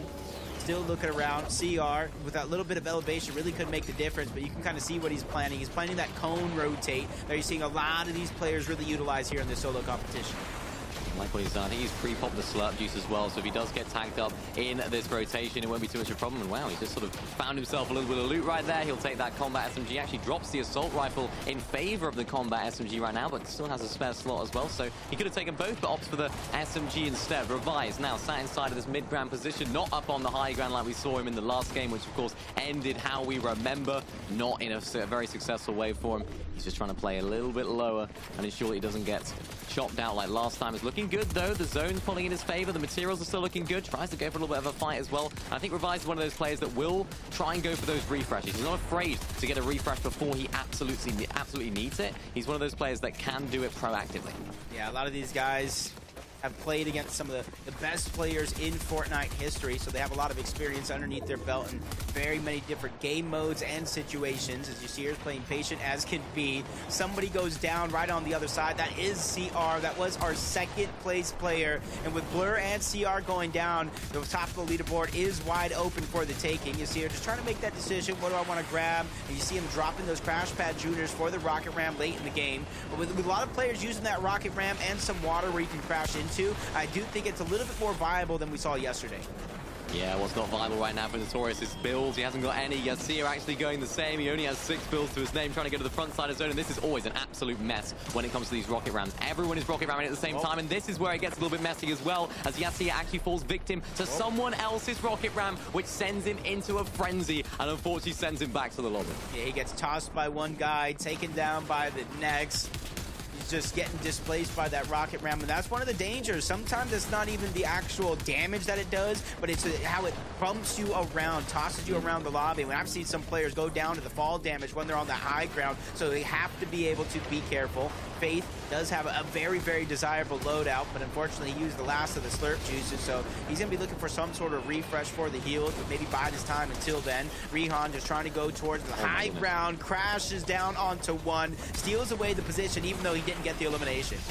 Rihan would have got some materials from that as well, so we could be seeing Rihan going for the refresh and going for the high ground. Faith actually in the process of trying to rotate to the front side of zone does crack another one of the opponents. Doesn't quite find the full elimination though, but looking on the front side of zone, this is where things get a little bit dangerous because so many players are going to be crashing straight onto them. And wow, no, he does actually get the elimination right there at the end. Fantastic job from them. Fungus is the one that they take out, but Stacks on 3 HP. Backside of zone, this is not looking too good for him.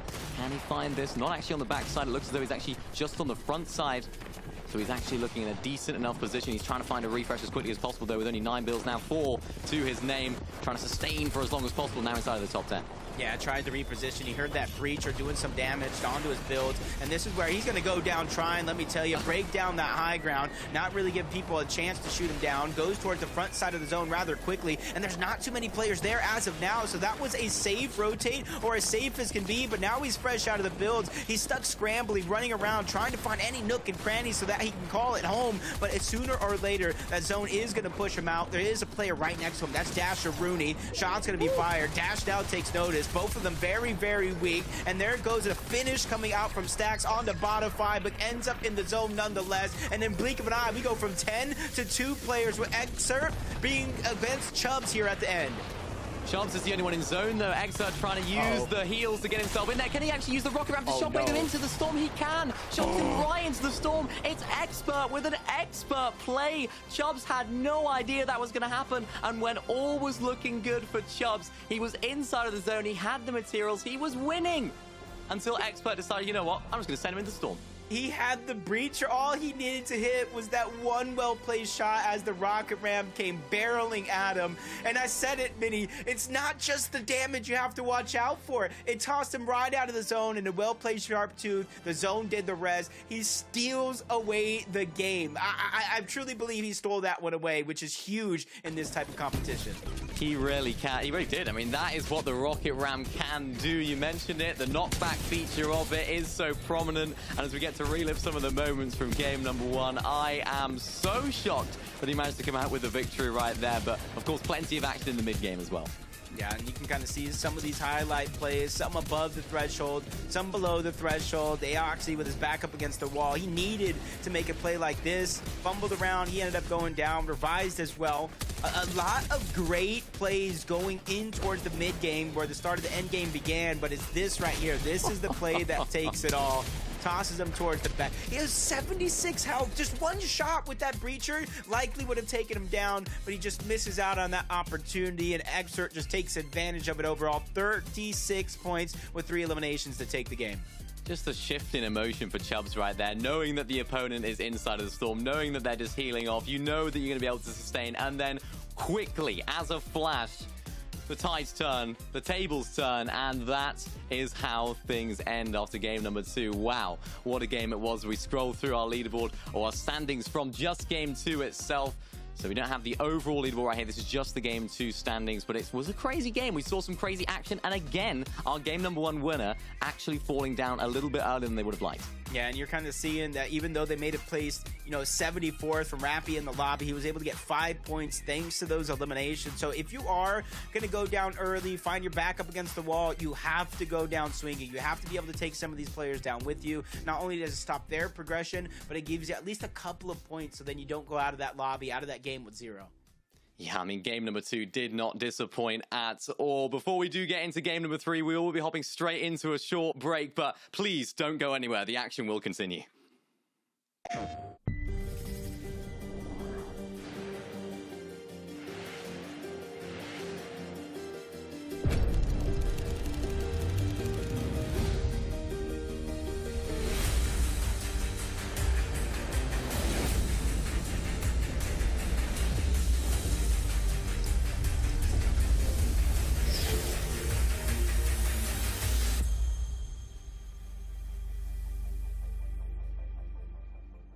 PlayStation.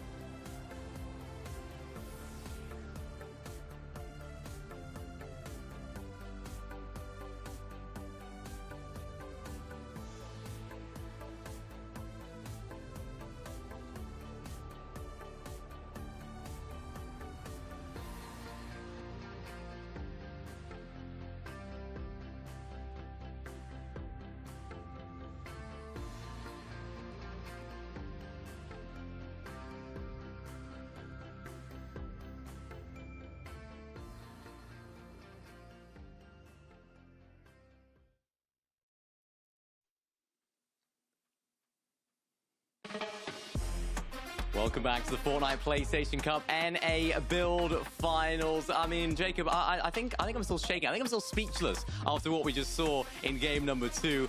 I mean, sum it up for me so far, how things are going, because, I mean, it's just been crazy.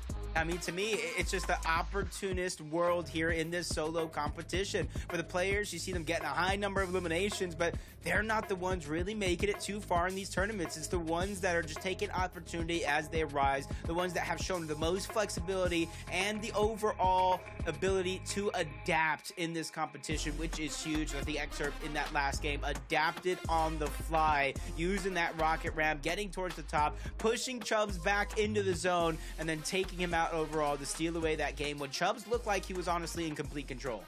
Yeah, and that's what solos is all about. Things can happen. Things that we don't expect to happen can happen. And wow, that was a crazy endgame. The action will continue, though, of course. If you have just joined us, we have 6 games of Fortnite build action for you. We've already had 2 games. If you did miss them, then you missed out on a lot of fun, a lot of action, a lot of cool stuff went down. But don't worry, we've still got 4 more games. And of course, speaking of which, game number 3 is just about ready. The players are getting their tickets for the battle bus and taking their seats as we prepare to jump straight into the game. Expectations going into this game, Jacob, are we expecting any changes? Is there anyone that you expect to do better? Anyone that you expect to sort of hold out on the top? Or are we expecting some more of the same? I mean, considering this is the last game before the half, I would hope players aren't making too many changes. You want to stick to your game plan as long as possible.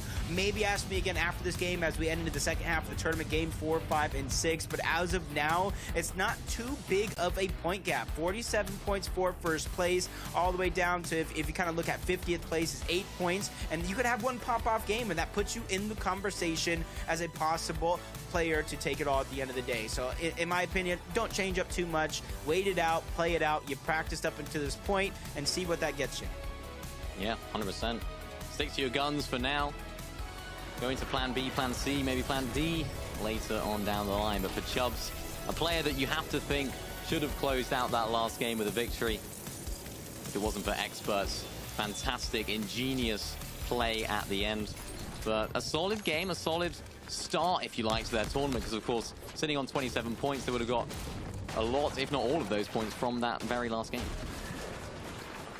Expert 45, he moved up into second place, and he wins the tiebreaker due to his victory royale, because Zuth is in 45-point range as well, but he's going to go ahead and take third place. Revi's landing on over towards the racetrack.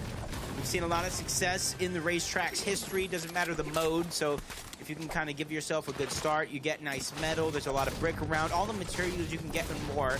Only question is the loot. So if you don't get the loot from the actual racetrack, hopefully you have a path ready to go, so that way you can get all the loot that you need. Yeah, for sure. Backup plans are very important. So for Revi's, there's actually a little area down here to the southeast that you can actually use to loot up a little bit of blur antics. 9 C4. Okay, he's dropped a little bit. I was going to say, if he's taking that into the mid-game fights here, that would have been pretty explosive. But I like what he's doing as I expect him to, just sort of dip inside of this area where so many players are actually fighting. And I think it's a smart play until that happens, because they're definitely going to look back. If you shoot at them, you have to expect some return fire, and that is exactly what happens to him. Yeah, he shoots at him. The guy on the other side is, oh yeah, hold my slurp. I got this. Let me get some early surge. Blur, he has a little bit of a, I wouldn't say unorthodox game plan, but he goes for a lot of those chests. We saw him where he landed in that last game. There's 2 possible chests there with the heist bag. Where he's going now, there's 4 more chests in this area. If they all do spawn, he continues to move towards the east. There's 3 more chests there. So he's kind of taking what some would say is a little bit of a split drop and really making use of it. Even though he was in first place at one point or another, he's moved down to 4th place, but he's still in that conversation. Less than 10 points separate him and first place overall. Yeah, definitely. That's what Solis is all about, isn't it? One game can make all the difference. If you can have a big pop-off game, we saw Blur do it in game number 1. Of course, Expert coming out with a dub in game 2. It can shift things so quickly. So for those players like Pickle, who are a little bit low down the leaderboard, only picked up 5 points so far, it's not over until it is over. And the turret right there actually proving to be a little bit of a problem, but evading the attention of that for now. And a lot of players do sort of converge on this bridge area. It's a plentiful supply of metal from all of those fences. But for worst aim right here, this guy's looking pretty solid with the loot. Again, some gold loot. Yep, this is where we saw Try Hard yesterday really get a lot of his early loot. Talked about the drop when you make it a part of the game plan overall. It's pretty easy to get a lot of different chests and set yourself up. It's up to the RNG after that, depending on loot you get out of the actual chest. but you know, there's still more for him to grab. About, I want to say 4 or 5 in chest in that area, and this is that fight over towards Naughty Nets. I thought it was going to happen very, very early on in that last game, but instead it's Fago who goes down early. We saw him make some noise in that last game, but unfortunately he gets quieted down here early on. Yeah, this is the danger of being highly contested at a drop spot where things can boil over very, very quickly. Naughty Nets, of course. You're on an island, you're isolated. There's very little chance that someone else is going to come in and save the day. But for Blur, he's on the receiving end of some fight. It's On1 who's actually getting onto his wall, trying to get inside the box. Does so successfully, does so again as Blur Antics replies with a great shot, fantastic shot onto On1. Now he's on the aggressive. There's another team, a third party that saves the day for Blur Antics. It looks as though Aoxy it is that's actually trying to aggress onto On1. On1 looking so aggressive now, not looking so strong as he falls back to the lobby. Blur, though, has got another player to deal with. He thought it was a 1v1. It was a 1v2 almost situation because now he's got to fight another player that's decided to turn up. Yeah, but at least he went down, grabbed all of On1's loot, and these are 3 heavy hitters when it comes to Fortnite in general. Doesn't matter what the scoreboard is, they all have the chance and the ability to pop off at any moment. Aoxy gets the rest of the scrap. C4 coming down from Blur, trying to cause destruction, displace his opponent.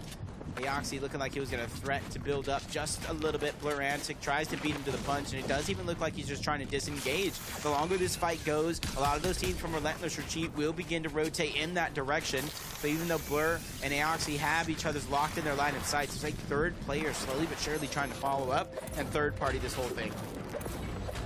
Yeah, definitely. Sanguine Sweets. A very fruitful drop spot. I believe it's got around 80 chests, 82 potential chest spawns around that figure, so a huge amount of loot to go around. And for Chicha right now, they're actually making the most of that Aoxy. We saw him getting very, very aggressive against Blur Antics. Still on the 1 elimination, so you have to think that he hasn't actually been able to take him out yet. As yet there is another player that's got involved. What was a 1v1 is now a 1v1, v1, v1, v1, it seems. Just goes to show that everything could change in a moment's notice. Evo, seen him in a few finals lobbies before. Glad to see him back here in the PlayStation Cup finals. Aoxy's just kind of waiting, being patient, trying to figure out when is the perfect opportunity to try to pop out and strike. Evo shoots off into the distance. So even though Aoxy didn't get that information, knowing that the person he was hunting down shot into the distance goes to show that maybe there's another player in the proximity. Pump versus Yagbeer. Pump trying to make up for lost time here. A couple games that didn't go his way, but as long as he has that mental composure, it's not out of reach just yet. This is the last game before the half. And where your position here really matters so much because you kind of lose control of your game plan the farther down you are on the leaderboard in that second half, particularly more in games 5, in game 6. You might be forced to play so aggressive to try to get those elimination points with those placement points to try to make up for any lost time here. Pump quickly disengaging on out. He realized, hey, the forecast tower is still up. Maybe that's something I can go ahead and rotate toward. But he sees Cam in the sky using that rocket ram. I think luckily for Cam, all he had was a combat SMG because that damage could have been a heck of a lot worse. Definitely could have, and it looks as though the forecast towers have presented themselves. One of our players has claimed it, so either Expo, I believe, down there, or Fungus was one of those players that do now have the insight into where the next zone is going to appear. Yasir just arriving a little bit too late to actually claim that, but maybe he'll want to try and trade for some Storm Surge over here, try and maybe get some damage early on if he needs to. The Brightener, though, rotating on the other side of the map completely, in between 2 players, and this is an awkward one. Way is all the way over the other side. There's another player to his left as well, so he's almost rotating right in between an awkward sandwich, and this is not the position he wants to be in, particularly with the storm closing in. Wants to try and get to that geyser, I think, to actually rotate in and fly up in the sky. He's just having to wait a little bit longer than he would have wanted. He does, of course, have the med miss, so he can sustain himself a little bit longer in storm. He doesn't have to use those splashes if he doesn't want to, which I'm sure is the goal here. You can see the way on the bottom right corner of the screen, the little triangle looking back, always keeping tabs on Brightener, as he's just sat here enjoying the time in the storm because he knows he can survive. He's probably eating some snacks right now. He said, hey, I gotta wait anyway. Might as well make use of the time. Maybe get a drink of water, rehydrate, refuel. He knows his rotation isn't gonna be easy on his energy. Spots out a med kit as well in the distance, so he can be pretty useful on that med miss. Pick up the med kit shortly after if he wants. Expert not having what looks like the time of his life here. Having to regenerate some of those shields, probably trading shots between him and Omizi. That way they don't have to worry about Storm Surge, which what we saw in that last game forced a couple more interactions than we saw in previous games so far. Almost was the literal demise of at least one player to go down. So you got to make sure, even if you're not high and well above the Storm Surge threshold, that you at least have something in your pocket so when it does activate, you're not starting from scratch. Yeah, we often see that. Game number one always gets off to quite a crazy start as players try to figure out where people are going, and then once you know where everyone is, you know how the lobby's going to operate. Because of course, every set lobby is different. It's very rare that we get the exact same players playing in the in each set lobby. So every lobby is different. This is why we're seeing different fights, different engagements happening all over the map. For Zell, they're actually trying to fight over this cash right now. Looking at their loadout, they actually do need it, particularly when it comes to the heals. Only 5 minis is not going to be enough. That's why they're getting very aggressive inside of the box, trying to escape as much as they can, though, because of course they're in their domain. They don't have the edits on the other player. It's Yagvir actually who is on the other side, and they're both fighting over this cash, and the cash seems to be in a little bit of a no man's land right now. Nobody owns that position, so who's going to actually take the charge and jump into the box, take the elimination? It's Yagvir that does actually have the edit on that wall, so for Zell he has to get a little bit further back, create some space, and it looks as though he's creating a lot of space by disengaging and running away. Yeah, he realized that he lost a lot of that space, and his opponent wasn't scared to get aggressive for that loot. Quickly disengage, almost runs into another player who's playing a little bit sneaky, but maybe he's playing a game. Ring around the Rosie. Here's the cash open up. Tries to return on back because in theory, Yagvir has to leave something behind. He can't carry all that loot with him to the end game, so some sort of scraps will be left there. And that's just basically up to Yagvir. Of course, he's going to grab the slurp, but anything after that is going to be bonus. Anything left behind is what that they're going to be hoping for there on the other end. Stacks becomes the focus. Multiplayers in the lobby see him trying to rotate to safety and make him a target, get him to expend a lot of that metal. Doesn't even give him a chance to pop his minis just yet. Finally, they're going to go through, but I think a lot of the resources are being expended. And for Stacks, he can't just switch to that wood, because as soon as he switched that wood, I feel like that antagonizes his opponent, saying maybe he's out of builds, maybe he's weak and low on resources, so it's time to finish the job. Yeah, this is an awkward area of the map. There is Creaky Compound, but yeah, there we go. He's found it. He's got his cash. He's able to actually invest that metal, because of course you do get a decent amount of metal from those caches, so he can actually do that. Create himself a little tunnel, a little rotation potentially if he does need to make it. I really like that play. It's blur antics on the right side of the screen. Still carrying on to those C4s, so maybe we'll see that being used later on. It looks as though he's just trying to find a player to tag up. Maybe he's a little bit wary of the Storm Surge. We saw him trading a little bit earlier on for some Storm Surge down towards the southwest of the map. Looks as though he's trying to do so again, get some assault rifle tags. Not quite connecting though. Stacks in the complete other situation. He's quite happy just to chill inside of the box, look around, scope things out, see what's going on as he waits for the next zone to reveal itself. Look at that smart play by Blur. He throws those big pots in the direction in which he's going to rotate to. That way, if he does take damage, he's quickly going to be able to box up on those, reuse them. Zell still fighting up against Yagvir on the other side. But at least Zell was able to get a slurp juice for his effort so far.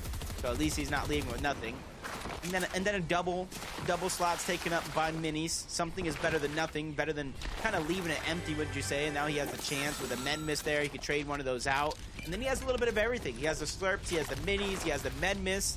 And it's just interesting decision, though. He's not using any of the slurps to recover that 50 HP. Do you agree? Do you disagree? Or maybe he has something else planned? I agree. I think because you're in this biome, you know there's going to be some slurp flowers, and as I say that, there's a little slurp flower right there for him. There's two, actually, so he's able to heal himself back up. So I think a lot of it is situational, right? If you're in this sort of jungle biome, you know there's going to be those that can respawn, of course, every 15 seconds or regenerate. Then you can actually heal your way up. You don't need to invest that slurp juice. But in some situations, you're on the back foot, you're in a fight, you actually just have to, just in case you do go down, as we see the Rift Island appearing on the map. One of our players is already going up there to try and claim it. And it's looking like it's not quite as contested as we've seen before. It's Omizi who does go up for it. Hopefully he can find some success. Yeah. In the center yet again, though, so it's going to give a A lot of possibilities for Omizi, and you see him building that real estate, using a lot of the brick, re-farming it, so that way the potential for anybody to contest him on top of this island, they're going to have to be able to work for every little piece of real estate there as Omizi just continues to building it. And I like this play coming out from him, especially now that he's actually not going to be contested, but at least it gives him something to work with. It's more of that potential. You'd rather have it and not use it than need it and not have it. Yeah, definitely. One of those situations for Omizi right now. Got the high ground again inside of the safe zone. Dash looks as though he's trying to make a dash for the island. I think it's a little bit too late to claim the center, as Omizi has already done so. There is, of course, a vault underneath that Dash might be looking at. A lot of players actually just go up to this Rift Island because it has so much quick farmable brick. So a lot of players might just rift up here, quickly farm up their brick because they know it's going to be there every single game, and then hop right on down. Whoa. So maybe we'll see Dash do that. And look at that for a base. That's Chapter 1-esque base right there. I'm expecting there to be some sort of a sky base going on in a sec. Who knows? I highly doubt it, though. A Porta Fortress from the old school days. Beefy. Just making sure that he has just a lot of space to kind of look around the lobby, and then he kind of owns that launch pad towards the bottom half of that entire structure. So he's making sure that he has an escape route. He has a whole plan set out, ready to go if a moment notice. And this is kind of what you talked about, the vault underneath, recycling a lot of the brick. Besides the capture point itself, there's a ton on top of Rift Island worth fighting for. Bully Slayer on the other side. Kind of door to door, window to window with Dash and Rooney, both of them trying to play a game of peekaboo to land the perfect shot. But I think both of them are realizes it's not worth it to go all in just yet. As Dash just kind of goes around back, he's trying to see what loot is left behind for him. What can I take, bring with me in towards the end game? Does find the remainder of those slap splashes, so at least something for Dash to work with. Perfect timing as well for Dash, because as he goes for the center, Omizi spots out the other player that's trying to leave, and then his attention is diverted over to there, and Dash can quickly escape. But now unscathed, if he does, of course, use that launch pad, things could be a little bit different, but I like the plays right now, just playing on edge. He seems to be playing quite... I was going to say, if he's just running out in the open, boxing up might be a better idea, particularly when you have so much spare brick there. I thought he was going to be a little bit too complacent when his positioning, knowing that Omizi was up there. But this is what we see from players on the island, sitting up on here, using the high ground position to take some tags. It's such a valuable position to be in. So for Dash, Omizi, they're both quite happy that each other are not fighting each other. That's absolutely fine. It's absolutely normal. We expect to see it because players will just prioritize their own game, prioritize their own search. Yeah, it doesn't happen 100% of the time, though, but a little fun fact is that this zone going into the next is typically when the zone will move away from that Rift Island. So if a lot of players caught onto that trend, it's not 100%. Like I said, there are some zones where it goes and keeps the island in, but if they're kind of ready for that trend, they know it's going to go towards the west. But is it going to go to the northwest, the southwest? Those are the decisions these players are going to have to make. And if you're on top of that Rift Island, you have time because you have the launch pad, and you can also make it a little bit of a short pad, put that cone, put that ramp above, so you're not going as fly and high in the sky as usual. So it gives you something else to work with. Speaking about not being outside of the zone, over here towards Shiesty, he still has a little bit of distance to cover before he moves past Brutal Bastion. He's already used at least one Slurp Juice as well. You don't want to have to use the second Slurp Juice just to get in the zone at this point in time, or else you're going to be stuck. A lot of these other players will try to hold you out, especially the ones that are positioned on top of Brutal. This is where for Weezer right here, he has to think, the investment of a Slurp Juice, could it be worth it to actually get all my materials up here? I think I saw he had about 100 brick. There's so much quick farmable brick inside of this sort of snowy area. Yeah. I think he might just sit inside of the storm, invest that Slurp Juice in getting materials, and you have to think about, am I going to be able to get bills later on? Probably not. Am I going to be able to go for those refreshes? Probably not. I think it's worth to invest a Slurp Juice right there, but the expert looking pretty good on the storm surge. It looks like the other player on the other side might not be, so he's trying to use this to his advantage. It's another player that's trying to get aggressive. It's Team Matt. You can see his health dwindling. That's not a mistake. That's not a glitch. That's the Storm Surge just taking his health. Yeah, as long as he doesn't let his shields crack, I think he's going to be in a good spot. Or at least as good of a spot you can be as you're down on Storm Surge. Expert just playing patient. He realized with Storm Surge active, there's going to be a lot of players trying to find those cheeky shots. Piggle's going to find one in the feed, taking down Sin. Another lot of players trying to rotate on around a little bit towards the south of Expert. even though we move all the way towards the western side of the map yet again. Expert picking up those crash pad tuners instead of the big bush bomb. I think that's going to be the right play for him. Gives him a little bit more ability to work with, and depending on what augments he has, it makes it that much more as he goes and tries to rotate towards that Rift Island. Probably going to use any of those rifts that were left over, or maybe even go up to the island and try to use that launch pad to try to get to the zone as quick as possible. Yeah, definitely. Couple of options. He's got 4 floppers, so his options are plentiful. He only has 122 damage above the Storm Surge, though, so he's going to have to think about getting in sooner rather than later. There's a Rift right there, nicely placed for him. This is the danger. He's going to be flying through the sky. When Storm Surge is active, so many people will be looking for tags. Is he going to get tagged up as he's rotating in? We'll have to wait and see. CR getting aggressive again, which is not the position we're used to seeing him in. We've seen him with high eliminations before.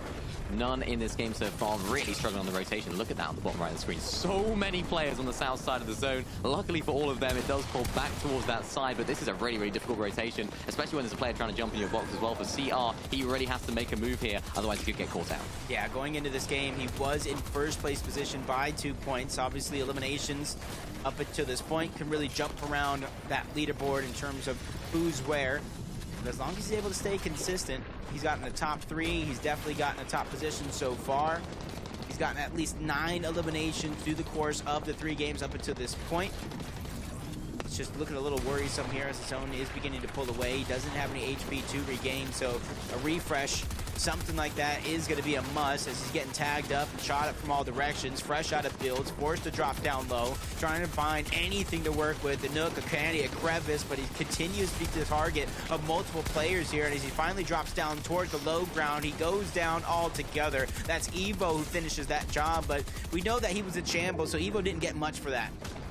Yeah, not much, but it's an elimination. It's points on the board for Piggle on the left side of the screen again, using the nice little phasing technique to actually rotate a little bit more cleanly, a little bit more safely, but I say safe for him, not safe for anyone else that's in his path, as he wrecks through a bunch of the builds that are in his way. You can see all the fights going on the drone on the right side of the screen. So much action as players try to rotate in. So many players that are prioritizing their rotation. So many players that are also looking to try and box fight, to try and pick themselves up a little bit of a refresh. As scoping on the left side, we see 123 above the Storm Surge. He's looking pretty solid right now inside of that zone, I believe, as well. So he's looking pretty strong. He's trying to hold all those other players that are rotating on it. And he's trying to place a big brick wall that says, do not enter, I am here.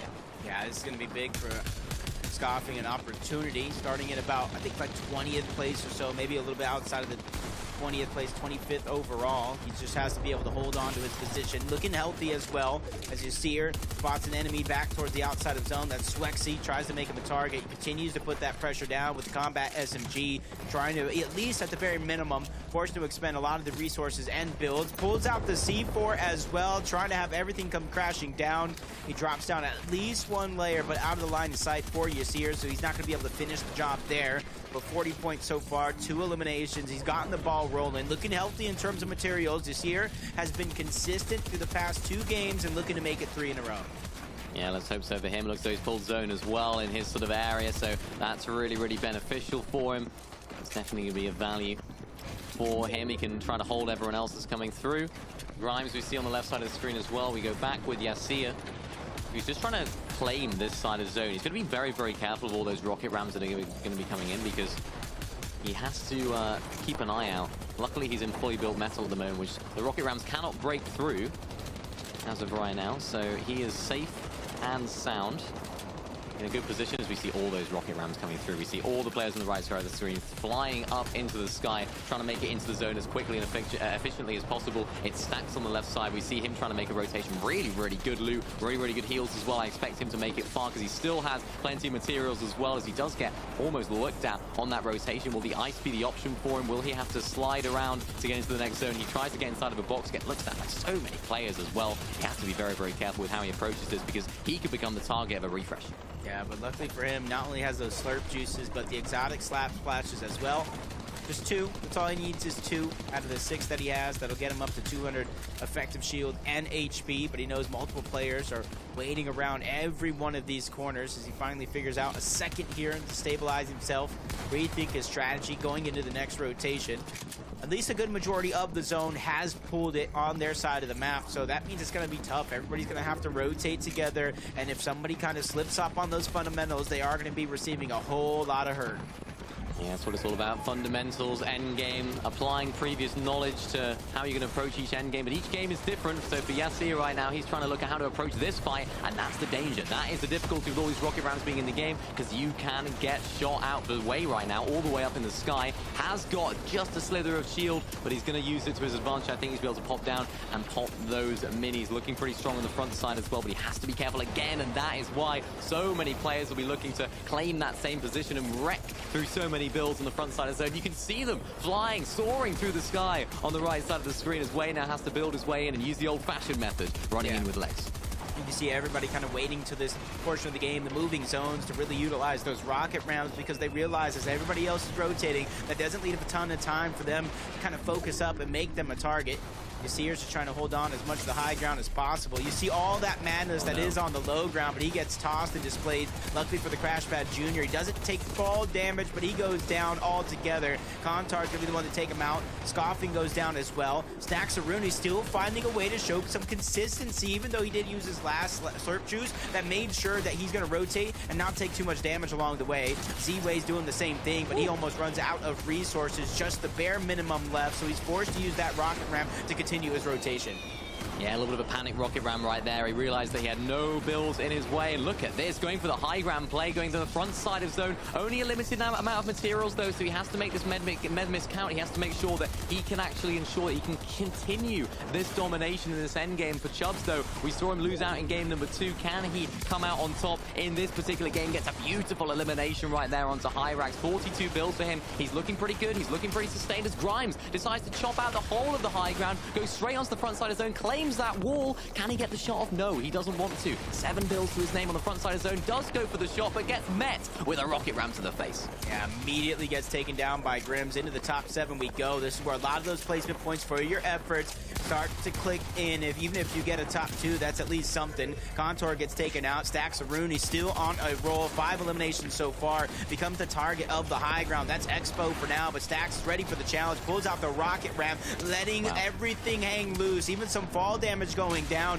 but what goes up must come down as well. Stax landing another direct hit. Expo becomes the target towards the outside, and Stax single-handedly not only stole away the high ground, but takes him out as well.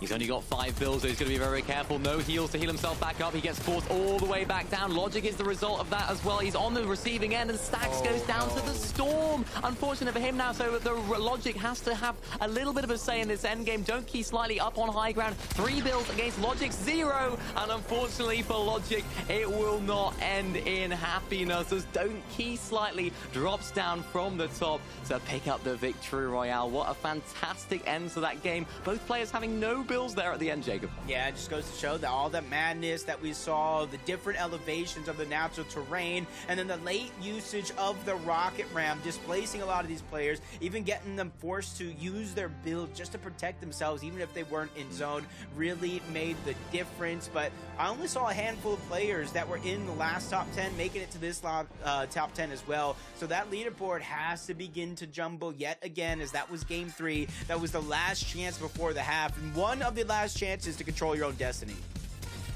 Yeah, definitely. This is the highlights from the last game, of which there were many, as we saw mistakes made by some of our players, but also some fantastic plays on the other side of things, namely Stax coming through in this end game, putting on an absolute display of confidence and an absolute show when it came to taking high ground here. This was absolutely perfect. Actually lands on top of the other player as well. And this is how to take high ground. This is the perfect position to be in at this stage of the game. But you have to feel like he should have closed out a little bit better. Went down in Storm.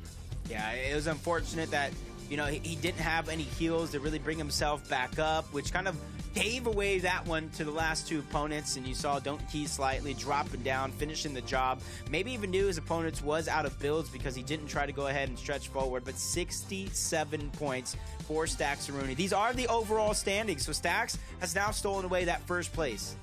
Yeah, really great stuff from Stacks right there. As you mentioned, these are the overall standings for our first 3 games of competition. Another big name there, revised in 24th, so it's still all to play for. 67 points being the target for all of these players right now. Of course, that will increase, but a lot of players that are in this sort of section still have it all to play for. Players that are a little bit lower down, their goals, their targets might be a little bit different. Maybe to try and just continue consistency, maybe try and have a pop-off game if they can, because that can happen in solos. You can go from all the way down here, 61st to 80th, all the way into that top 20 in a heartbeat. Yeah, it's just one of those things that you just have a couple consistent performances, maybe one pop-up performance there. It really shows to play the difference. So I wouldn't be too worried for any of these teams that are at the bottom side of the leaderboard just yet, because you saw some big monster games. You saw some 30 points, some 40-point games being dropped. So if you could get a couple of games of like that underneath your belt to close out the tournament, I think it could push you. Even if you're not going to get pushed into first place, we talked about there's still thousands of dollars up for grabs for each one of those placements as we trickle down into that top 100. Yeah, we've seen the rocket ram being the difference in these games so far when speaking about strategy. Do you think that is the most important aspect of this current meta to try and master? Because it seems like those that do it well often come out on top. Yeah, I think it's going to be one of those things that's very, very hard to master. There's a lot of RNG involved, and especially depending on where you're going to crash down at. But I think that's the biggest thing, choosing where you're going to crash down at, because it's easy to just to crash down in the front side of the zone. But we're seeing a lot of these players think outside of the box. In that last game, you saw Excerpt when he took out Chubbs. He landed at the top of that mountain, and it happened here yet again. Players went into the zone just to get the position on the high ground with that rocket ram. So it's not just the rocket ram itself, but it's about thinking outside of the box and how to utilize it. Yeah, for sure. So many of our players ending up sort of rocket ramming straight onto that front side of zone, whereas a lot of players are sort of like delaying that rocket ram into a little bit later on, and then instead of running the last bit of their rotate, they're running the first bit of their rotate and then rocket ramming into the center of the next zone, which I think is a really important strategy, particularly in solos when so much chaos goes down, particularly when how all the builds it's breaking is absolutely incredible. And for Wei actually landing up on top of that high ground, we saw him getting on top of that that mountain. I think high ground is such a difficult sort of position to play when we're in this current meta, but if you can connect yourself to a hill like he did, you stand a better chance, I think. Yeah, and I think, you know, ultimate high ground is one of the things that a lot of players really go for. But I think being able to survive at maybe second height, third height, it might be a little bit of the answer here, because a lot of those people will target that ultimate high ground on the way up and on the way down. So maybe you kind of use that as a distraction to kind of slip through towards the rest of the game. But honestly, I think who knows, because yesterday in the zero build side of things, you really didn't see the rocket ram at all. It was Shockwaves, it was Crash Pad Juniors, and in this game, even though we're seeing some players utilize the Crash Pad Junior with the Romy Rita Boy gauntlet augment, it really comes down to that rocket ram that's really been game changing. Yeah, it definitely does. I mean, thinking back to the beginning of that game as well, I think we're starting to see a little bit more early aggression. Thinking back to the Naughty Nets fights, we're seeing that all boil over at the beginning of the game. I think that's going to be where things are going to start to amp up a little bit, if you like, because, you know, as players that aren't doing so good need points, they're going to need to fight off spawn. Do you agree with that? No, I do agree. It's going to be forced your hand. I said it before, and I'll say it again. Once you get towards the second half of these games, 4, 5, and 6, depending on where you're at in the leaderboard, you can no longer control your destiny. If your game plan was to play calm, cool, collective, and passive towards the end, that's no longer an option. You may need to start taking these early game fights and then those eliminations that naturally present themselves at the end of the game. It's about finding that perfect balance, and with only 3 games left, you don't have much time left. If you're one of those players that doesn't have too much time left, maybe you're one of those players that are a little bit lower down, is there something that you think they need to play for? I'm thinking, you know, maybe those forecast towers, is it worth trying to fight for them? Do you think those sort of mid-game objectives like the Rift Island are worth fighting for now? No, I definitely do think whether if it's the Rift Island, the Forecast Towers, or the weapon caches, simply because they all have those slurp juices, and we've already seen slurp juices make the difference, especially in the end game. You pop them early. You know you might take damage from a player. You know you might take damage from the zone, so having them popped early allows you not to worry once you finally make it to the zone how fast you're going to heal. So I think depending on where you're at in the leaderboard, having one of those 3 things in mind is going to be a must. So many questions that we've had to ask of our players so far, and they've had the answers. But of course, who's going to come out on top in the second half of the tournament? They had their half time to think about how things are going to go. As we hop straight onto the battle bus for game number 4 here, we're going to find out all of the answers to the rest of this competition. It really hasn't disappointed in action so far. It really hasn't disappointed in delivering what we were expecting from some crazy solo competition, some top tier solo competition. I'm excited to see which of these players can come through. As we've seen that Don't Key Slide, we haven't really seen their off-spawn too much. Frenzy Fields is the drop spot of choice. Uncontested, it seems like, almost entirely, bar that one player at the house. Yeah, that's actually a little bit of a surprise. Got to imagine Piggle's probably nearby somewhere, because this is where he at least claimed he was going to drop on these drop maps. So he might be that one that's towards the south. Maybe he's towards the west. But that's a lot of loot that you're giving up to Don't Key slightly. A lot of metal that he's able to get from here as well. This and then one of the next buildings right in front of him. So he does have a chance for a ton of resources. It's about the loot. You can find a shotgun. There's a couple of chests over here as well. He at least gets something to work with in terms of a shotgun. It is just going to be a common Maven, but I'd rather have a Maven than not have any shotgun overall. Yeah, for sure. And these sort of situations get me thinking. I mean, what do you think is like the most important thing to prioritize when you're looking at a drop spot in solos? For me, I think it's, you know, loot is definitely an important aspect, but why do you think no one's going to Frenzy? Like, what's important? I think that they just kind of want to utilize where you see a lot of the contestation is at, the mythic vaults, the regular vaults. I think they're trying to prioritize overall chest spawns rather than the loot that you can garner from the ground, because, I mean, at the end of the day, it's all RNG. You're not going to be guaranteed a certain weapon unless it's one of those god chests.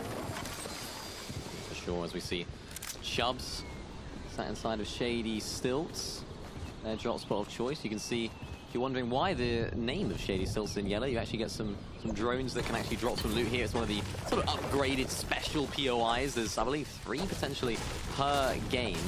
And, of course, they can give you a little bit of an extra loot at your drop spot. I don't think it really impacts where these players land. They'll be landing at the same drop spot every single game. But maybe for those at home that want to try and get some extra loot inside of their Battle Royale games, then it's definitely be of value.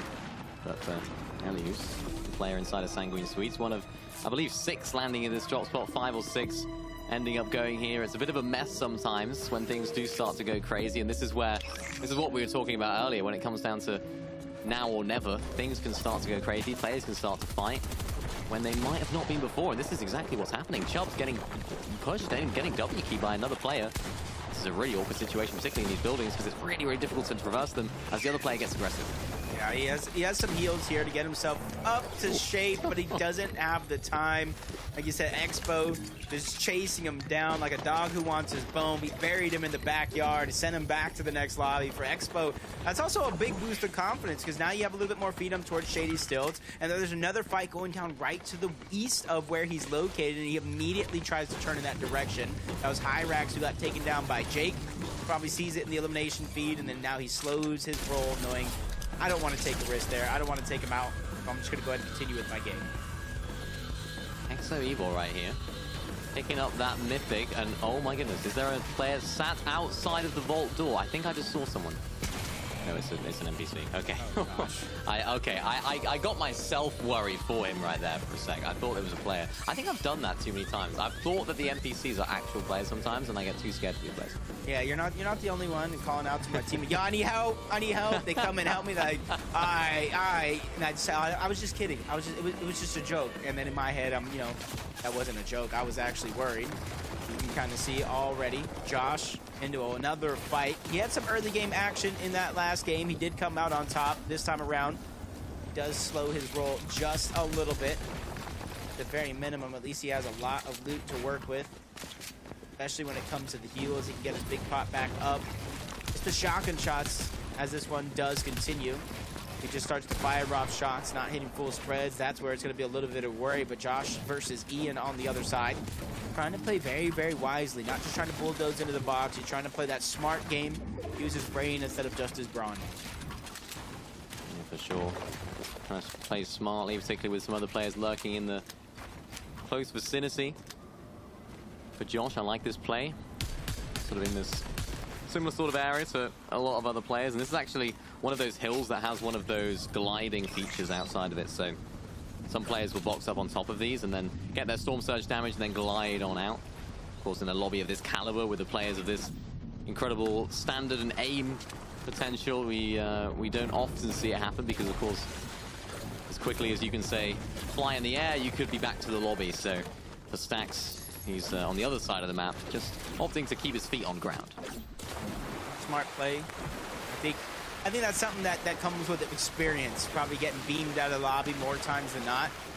Probably learned how you're going to rotate around, especially you know, if there's a lot of people surrounded or if there's not. I'd love to see him pop that big pot and go pick up the little one. He does that right away. Expert. Someone who had a hot start to the tournament, winning the second game of the day. Just trying to keep that momentum going from one game to the next. Revised on the other side. These players are pretty close on the leaderboard to one another, so either one of them falling here this early in game 4 could be pretty drastic to the results. Could kind of push their backs that further up against the wall when it comes to game 5 and 6 and their position on that leaderboard. Yeah, this is a nice disengage, I think, here, just knowing that there could be a lot more activity in this area as those forecast tower NPCs could potentially be spawning nearby. There could be a lot of people in the vicinity. And wow, are you seeing what I'm seeing here, Jacob? Oh, see, I was wondering if people are actually going to use it. If I was him, I would maybe try to save it just a little bit longer because it does give you full HP and then it's a 60-second timer. But with a 1 tick, in theory, he's going to have 40 HP left by the time it's usable again. So it's not too bad of a decision, but it almost leads me to believe, did he get the ray gun? What else did he get in that vault that he chose to chug this chug? Definitely the ray gun. 100% it was the ray gun. I think it's the only one that I would take the mythic chug jug over, I'd say. What mythics are not in here that you'd like to see? What mythics are not in here? Well, realistically, I want the kit shockwave launcher, but that's not in comp. I think it'd be quite fun to see people shocking around with that. Yeah, I like the charge. I want to see people use the charge. I liked it when the charge was actually in the game, like in the meta.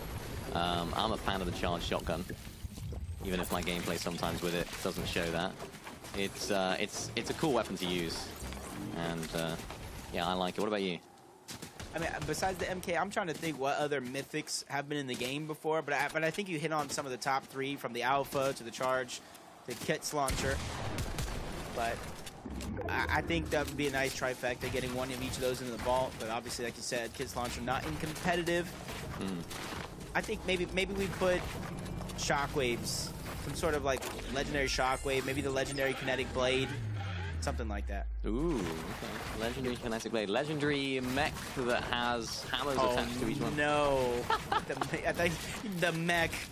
Somebody's going to find you, Mini. Yeah, I think that idea will get shut down by a lot of people very quickly.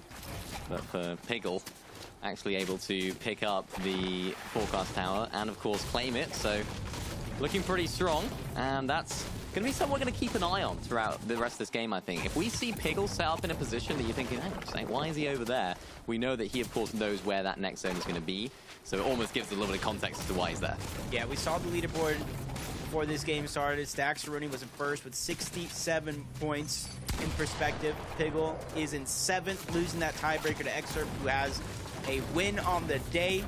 And, you know, just kind of looking down the leaderboard, you know, anything is definitely possible. Revised even, you know, in that top 25 with 30 points. All it takes is one pop-off performance here on this day, and that'll put you in the conversation. And you want to do that here in Game 4. You don't want to wait until those last and final moments, but at the same time, in Game 6, when you need that pop-off performance, you have nothing else to lose. Sometimes it gives you a different swag or a different vibe as you're playing the game out.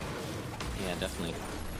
Having that ability just to have that confidence as well is so important.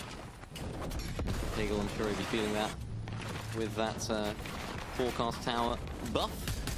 Blur Antics, our game number 1 winner. Not quite had the similar sort of game 2 and 3 that he would have liked.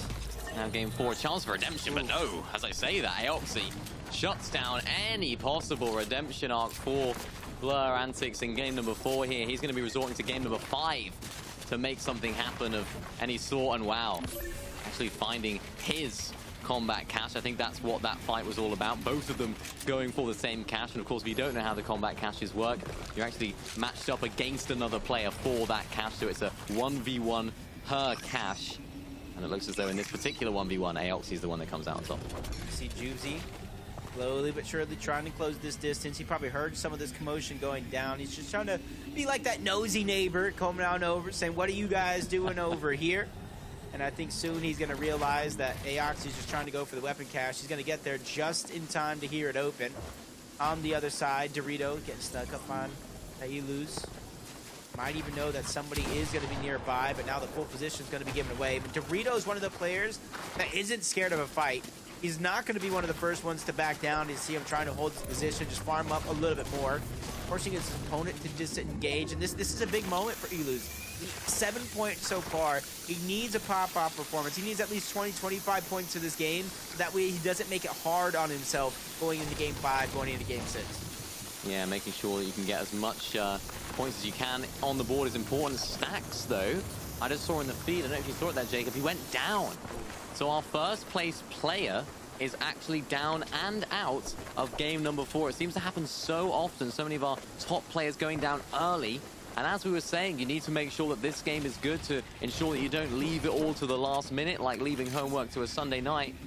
He's actually, unfortunately, done exactly that, and is going to have to rely on game 5 and 6. I feel like you were talking about me leaving my homework for a Sunday night, 10 p.m., right before I got to go to bed for school in the morning. But honestly, a 12-point differential between Stacks and Grimes here, who is in second place. It's actually now been diddled down from 12 to 11 because he went down before the placement points came in. So Grimes is going to be looking to overtake that top spot, sit in the throne for now. He goes from one cash to the next, and that's like a little bit of a cheeky play. Boxes up and takes both of them away. 4 different slurps. Gave himself a pretty good loadout. Unfortunately, that none of them are going to be gold, so he's just stuck with that epic loot. Not too bad, though. Not too shabby. At least it's something that he can feel confident in, especially particularly with that 4 slurps. TR just looking into the distance, seeing the fight go down, trying to lend some shots in that direction, making it harder for anybody to try to survive. That was Extortion who took down Mail Me. Well, he mailed him for sure. He mailed him back to the lobby. Did indeed. TR. And he absolutely beamed as he decides to try and make that rotation. Luckily for him, he's got all the heals in the world, but he's still trying to build, pop the slurp, get yourself healed up, and I think he's just trying to make as much space as possible, so he's going to be able to pop that slurp juice without any problems. But that's the danger, Jacob. That's the danger of rotating like that when there's players that are already pitched up nice and high. You become the target, and Grimes also doing just the same. Actually, it looks as though he's just below this Rift Island. Big, bold play if he does go up for it, because, of course, he has the prime position right now to take first place. Yeah. Unfortunate enough, though, that even if anybody goes for that island at the top, there's just not a lot of time to really utilize his position. You can see it's on the edge of zone. Much different than we've seen in some of these previous games, it being slap dab in the center, to where you kind of utilize not just the loot, the elevation that it gives you as well. Grimes, he was one of those players that just quickly rotated on past that. Doesn't want to make the risk to try to go for it. Dorito, on the other hand, that position below the Rift Island, can attack just a little bit, forced to drop down low. Revive's the one that's hot on his heels. But not only those heals that he has in his hand, you can see there's a lot of slurp plants nearby, at least 50 HP right in the line of sight that we can see, and I think Dorito's going to try to utilize those. Save as many of the slap splashes and the minis as possible for later on in the game. And if he holds this position, they will respawn, and he can use them yet again just to get up to tip-top shape. Yeah, every 15 seconds, those are going to appear again. We can see it right before our very eyes. And, of course, if you can claim those, that just enables you to save so many heals. It would be a lot better of a strategy, I think, for Dorito's case, if he was able to swap out that one slap splash with maybe some slurp juices or something. It'd be a lot more valuable. Because, of course, he's almost relegating that actual particular spot to just a singular splash. But looks as though the fight for the island wasn't much of a fight. As Circon right now does actually benefit from some of the loot, but gets tagged up in the process. There's another player nearby. I think he might have picked up those slurp juices from the island. It's now revised. 2 eliminations running through the lobby. Trying to run up on top of this flower as well. Actually just not quite working for him, but the second time the charm for him. Looking pretty solid up on this top of the hill, but not quite in zone, so he's got to make his way in. The longer he waits here, the longer people are going to be able to set up in front of him and look back, but he hasn't got far to go. Yeah, and luckily for him, he has a lot of that elevation, but it's that same elevation that makes him an easy target for that Rift Island. Luckily for him, he backtracks, goes for that shield fish, and this is where he drops, gives up the elevation that he has, but runs into another player. That's Logic on the other side, but shots still firing in from multiple directions. Revive's doing exactly what his opponent just did, takes that slurp plant, and since they're now in the zone, they will not recharge just like regular if they're outside of the zone. Revive's just trying to gatekeep his opponent before he makes his journey, realizes he's going away, trying to disengage, so Revive's just going back to his original plan, the original trajectory he was looking at before. And you can see him checking out every single one of these boxes. Doesn't want to take a chance of getting caught off guard. Yeah, he's just trying to rotate his way in. Nice plays from Revise. As you mentioned, that Slurp Flower not going to regenerate, so he's going to have to stick with 174 HP. Yasir on the other side of the screen. He's got that Breacher shotgun. We haven't seen that in play too much yet, but this thing packs a punch shaker. It can break walls, weak, hard build walls in one shot, and of course the wood in one shot as well. With Yasir, he's going to need to use the shotgun in a second as there's a player on his wall, tries to get out, but just gets caught in his own feet, gets caught in his own box, and it's CR that takes him out. Revise inside of a fight as well, hits a great shot onto Fungus. Can he get another? He can. There's another shot. Back-to-back eliminations across the lobby, and Revised gets the fruits of his elimination. Yeah, he's starting to heat up. He gets an upgrade to his loadout. He gets the choice about what heals he wants to take overall. And you can see CR using that same choice. You talked about the Breacher. Now he has it in his inventory, ready to break through a lot of the box. And that's something that we see in CR throughout multiple games. Not be afraid to knock on the door and try to take somebody on full force. A little bit of a short pad. Dorito messes up that one, but his opponent's allowed to escape just that much sooner. A little bit more quick as well. Dorito just set up a short pad. He wants to take full utilization of that launch pad. Quickly goes ahead, but he doesn't go all the way ahead of the zone. He lands quickly on a flopper, just trying to go ahead and utilize and recycle as many of the builds as possible. That way he doesn't have to use the slap splashes early, because that's both shield and HP that he's going to get. You can see him bypassing those Crash Pad Juniors right into the slurp plants, just trying to make sure that he could save a lot of those resources for later on in the same game. Revised, ever aggressive. We can see he's in a position that, knowing him and his prowess when it comes to solo competition and competition in general when it comes to Fortnite, he will not be happy with the position he's in right now. We can see him picking up eliminations. We can see him just being a little bit more aggressive, just scouting out this player on the rotate. Actually going to shoot at the bush just to make sure there's no one in there, but following this player's rotation, this just shows how smart Revised is about this. So many people would have just sprayed at that player rotating in, and then that player has to heal, and then they end up holding you. So we see a player behind Revise actually shooting him, so now Revise has to box up, try and get a little bit of that wood back. And this is where things can get a little bit messy if people try and fight each other on the rotation. CR is just able to run inside of the zone. Nobody in the immediate vicinity, but of course with the distance he has to travel, you have to think that it's not going to be an easy rotation by any means. Yeah, he's probably just hoping, praying that a lot of these players that are rotating both parallel and perpendicular to him, that they just don't really start to shoot those shots, because it's when a lot of these players outside of the zone begin to engage and fight with one another, that's what makes it almost a no-win scenario for either player that is involved. And this is where CR is going to run into the most congested players here on this side of the map, and he quickly realizes the position he's putting himself in, boxes up, peeks through the cone, gathers information before he makes his next move. I think that's a smart play by him. Yeah, really smart indeed. You just have to stagger your rotations sometimes. You don't have to make it all in one go, particularly when you have the rocket ram as well. You know, plan B could just be, if he does get beamed a little bit, he can just rocket ram in, just hope for the best, as he does have that in his locker. But wow, this is a really, really well played rotation. You can see it right there again. He's not afraid to stop. A lot of players will just keep going and think, yeah, let's just beeline it for the zone. But he sees there's a player up on the hill that actually makes an edit with a window, and he's like, right, okay, let me block that off. Let me make sure I'm not wasting any heals here. This doesn't have to be complicated. The zone is not pressuring me. As Revised under the pressure of having no heals right now. So that's the result of getting a little bit too fraggy, if you like, on the rotation, maybe by him or some other players trying to get some eliminations. As CR picks up his second of the game, and none other than Grimes actually that goes down, so that's a huge elimination, but he's hungry for more. He wants even more as he gets inside of the box. The other player decides to hop back out, but he wants the loot. He doesn't care about the elimination. He wants those slurps. He wants that loot. He wants those mats.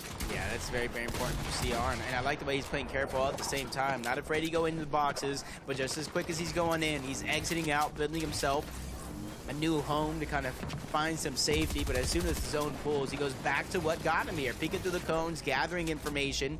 He knows he's going to be needed on this next rotation, and that's exactly what he's trying to do, pulling up the mini-map, probably marking his path, figuring out which is the right way to go, and when is going to be plan B. And you can see him by putting down that cone and the way he's phased through it. It does look like he's going to go for a rocket ram rotation here in just a few seconds.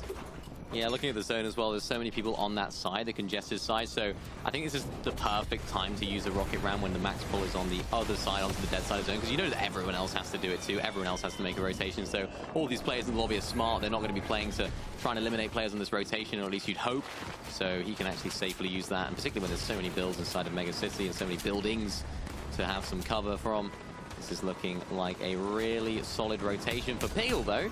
They're already set up for success. We saw it earlier on. We saw him have that forecast tower. He knew that this zone was going to be here before almost everyone else. Yeah, and he used it wisely. You can see, judging by the damage on the threshold, his whole game has been do one shot here on a player, rotate in. One shot here on a player, rotate in. So even though he's not high above the damage threshold like we saw some of the other players in the lobby, it's because he focused on his rotation and he realized, as long as I get some elevation and beat a lot of the teams there, those opportunities for those tags will come to fruition, just like you're seeing.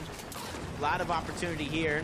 Almost looks like he might have even got that elimination. Wow. Yes, he did. He does take down Ian. So I think by now, Storm Surge is no longer going to be a worry for Piggle. It's just about just rotating from point A to point B. And luckily for him, he does have those rails that he can use once the zone begins to open up. So it's not going to be too hard of a journey for Piggle as long as he plays his cards right. Yeah, he sees that building towards the west, but unfortunately he can't land on it. I was thinking maybe he could rocket ram onto that building, but it's the building that has the sort of flying thing, the dragon thing at the top. I mean, the dragon. I mean, yeah, the dragon area. I think it's called like the slipstream, however you want to call it.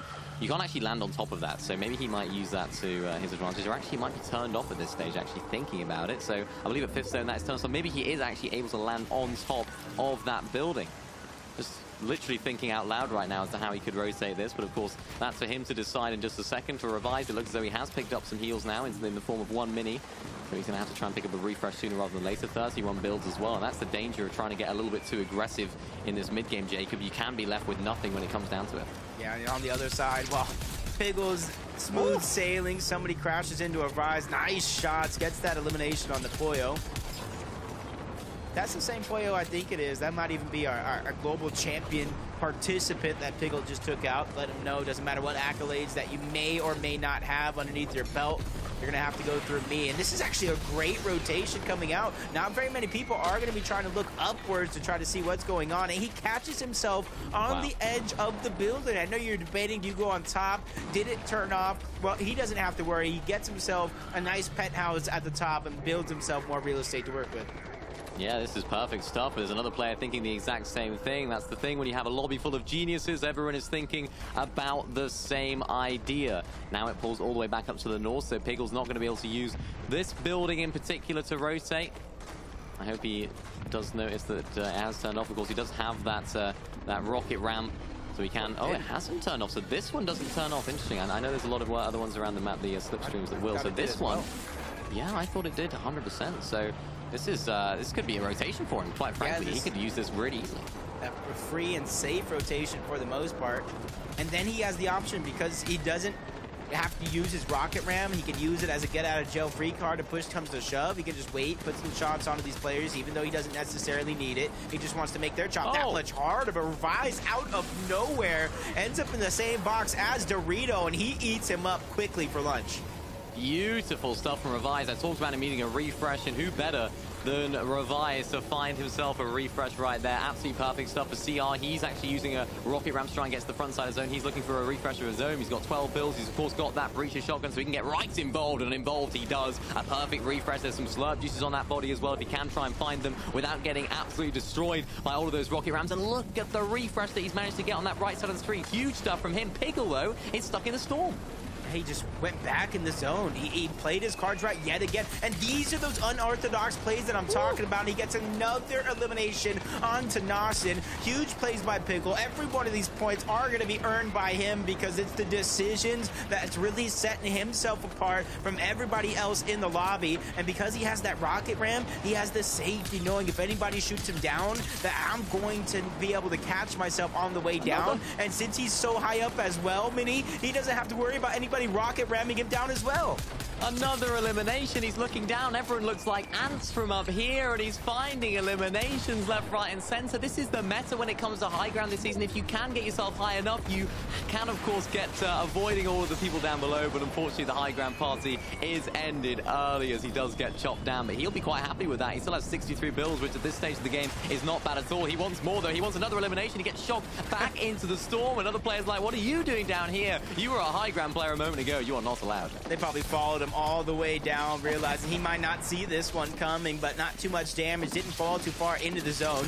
CR, last time we seen him, he was ramping up, getting more and more aggressive, but running out of builds. Gets a nice elimination, so at least he's able to kind of replenish some of those materials. Thanks to the flopper as well. He gets his HP back up, using the rocket ramp, quickly trying to bulldoze his way into the zone, and it almost looks like he might have got another elimination, or it caused it at the very least.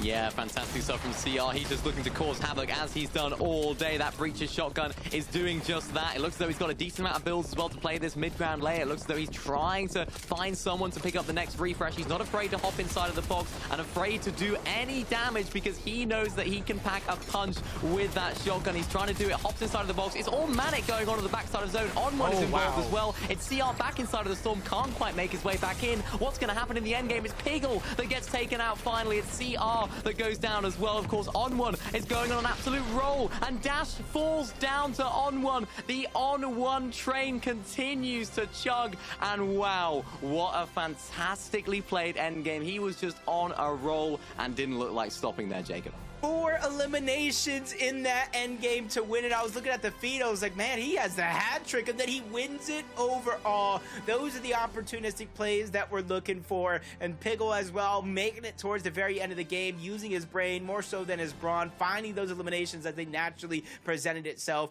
And with what you called early on in that game, first place going down, that opened up the door for anybody to take that top spot. Yeah, the leaderboard's going to be absolutely crazy, but of course, what was crazy was, of course, game number 4. We take a look at some of our highlights from this game. Action as per usual. Piggle with the big brain strats, using, of course, that zone knowledge to his advantage, and even just beaming people out of the air. This is what it's all about when you can play the high ground, but of course, it doesn't last forever, and the battles on low ground will continue to go.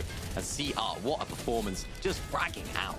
Yeah, I'm learning more and more of the legend of CR. He actually plays pretty well. I know I talked up Vase when it came to the PlayStation Cups before. Well, he's another name that could be probably on the console Mount Rushmore, earning every bit of respect. And with 8 HP, though, On1 deserved that victory royale. And these are just the scores for Game 4. On1 scored 42 points in that game alone. You got to imagine he could be in that top 10 for now. Yeah, and On1's one of the most experienced players in this lobby, so this is the sort of position that he'll definitely want to find himself in. As we have a little look at our standings from just Game 4 alone, this is a really turning point, a real turning point, I should say, inside of the tournament, because, of course, as you mentioned, some of our top-tier players going down, opening up the first-place spot, and, of course, that top 3 wide open for some other people to make their presence known. And I'm expecting some big action going into these last 2 games, Jacob, if that's anything to go by. Yeah, I think with Stacks, you see him there going down at 76.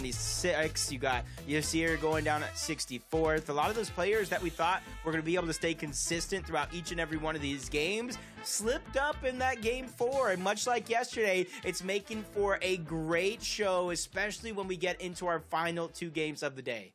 Yeah, it's getting really close to the top. Of course, we've seen our top-tier players going down really early on. I'm excited to see how the rest of the games go. You got any predictions, Jacob, as to how the rest of the day is going to go? I mean, I think it's still going to be a toss and turn for that top 5. I think it's going to remain close through the top 5, even in that top 10. And I think Game 6 it will have maybe a couple of competitors, maybe even more, having a potential to take that top spot. But as I said before, it's not all about first place. There's still thousands of dollars up for grabs as you go down each and every one of those placements.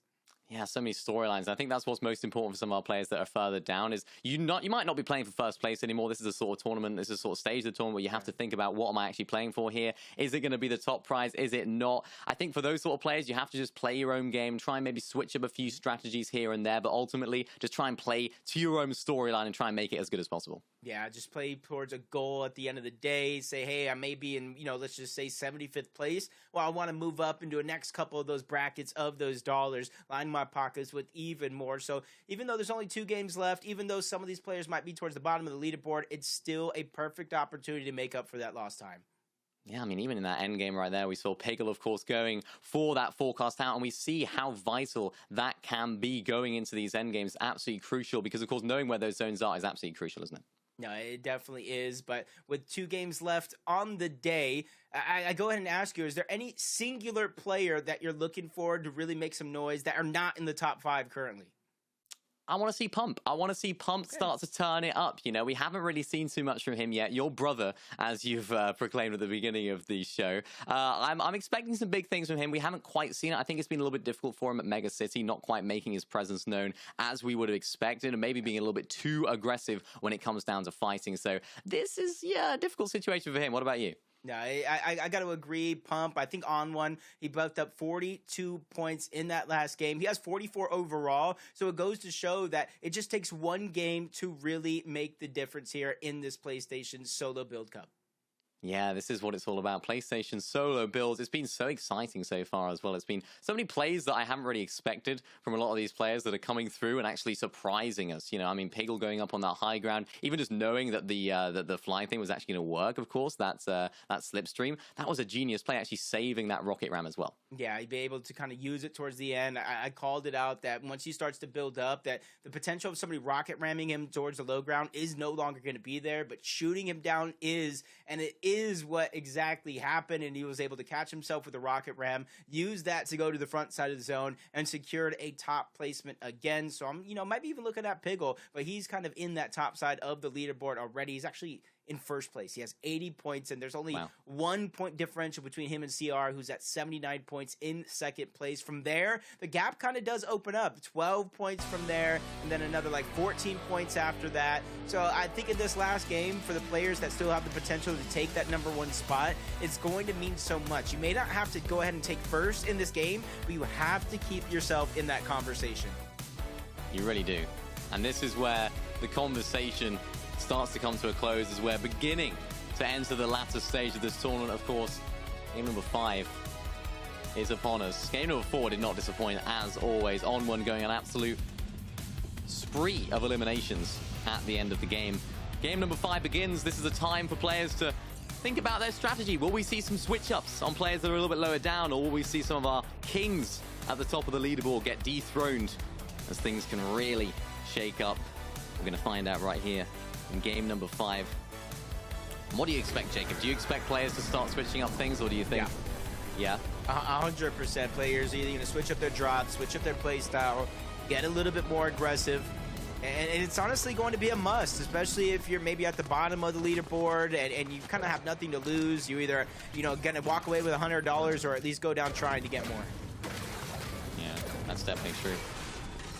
Everyone earns in this tournament, so everyone's walking home with some cash, some considerably more than others. And I'm sure everyone will not only be wanting that, of course, first place spot for the cash, but of course, the bragging rights that come with it. All of these players are top competitors. They want to win no matter what, even just because a lot of these players, they know each other outside of the competition as well. Although they're foes for the 6 games today, they're friends too, So it's that friendly rivalry is definitely prevalent in a lot of solo events, a lot of Fortnite competitive events. So excited to see which one of our players will really take that by grasp and take hold of first place. On one though, our first place player from our last game, doing pretty good in terms of looting, managing to avoid some early action. Piggle, a really impressive performance from our leader in that last game.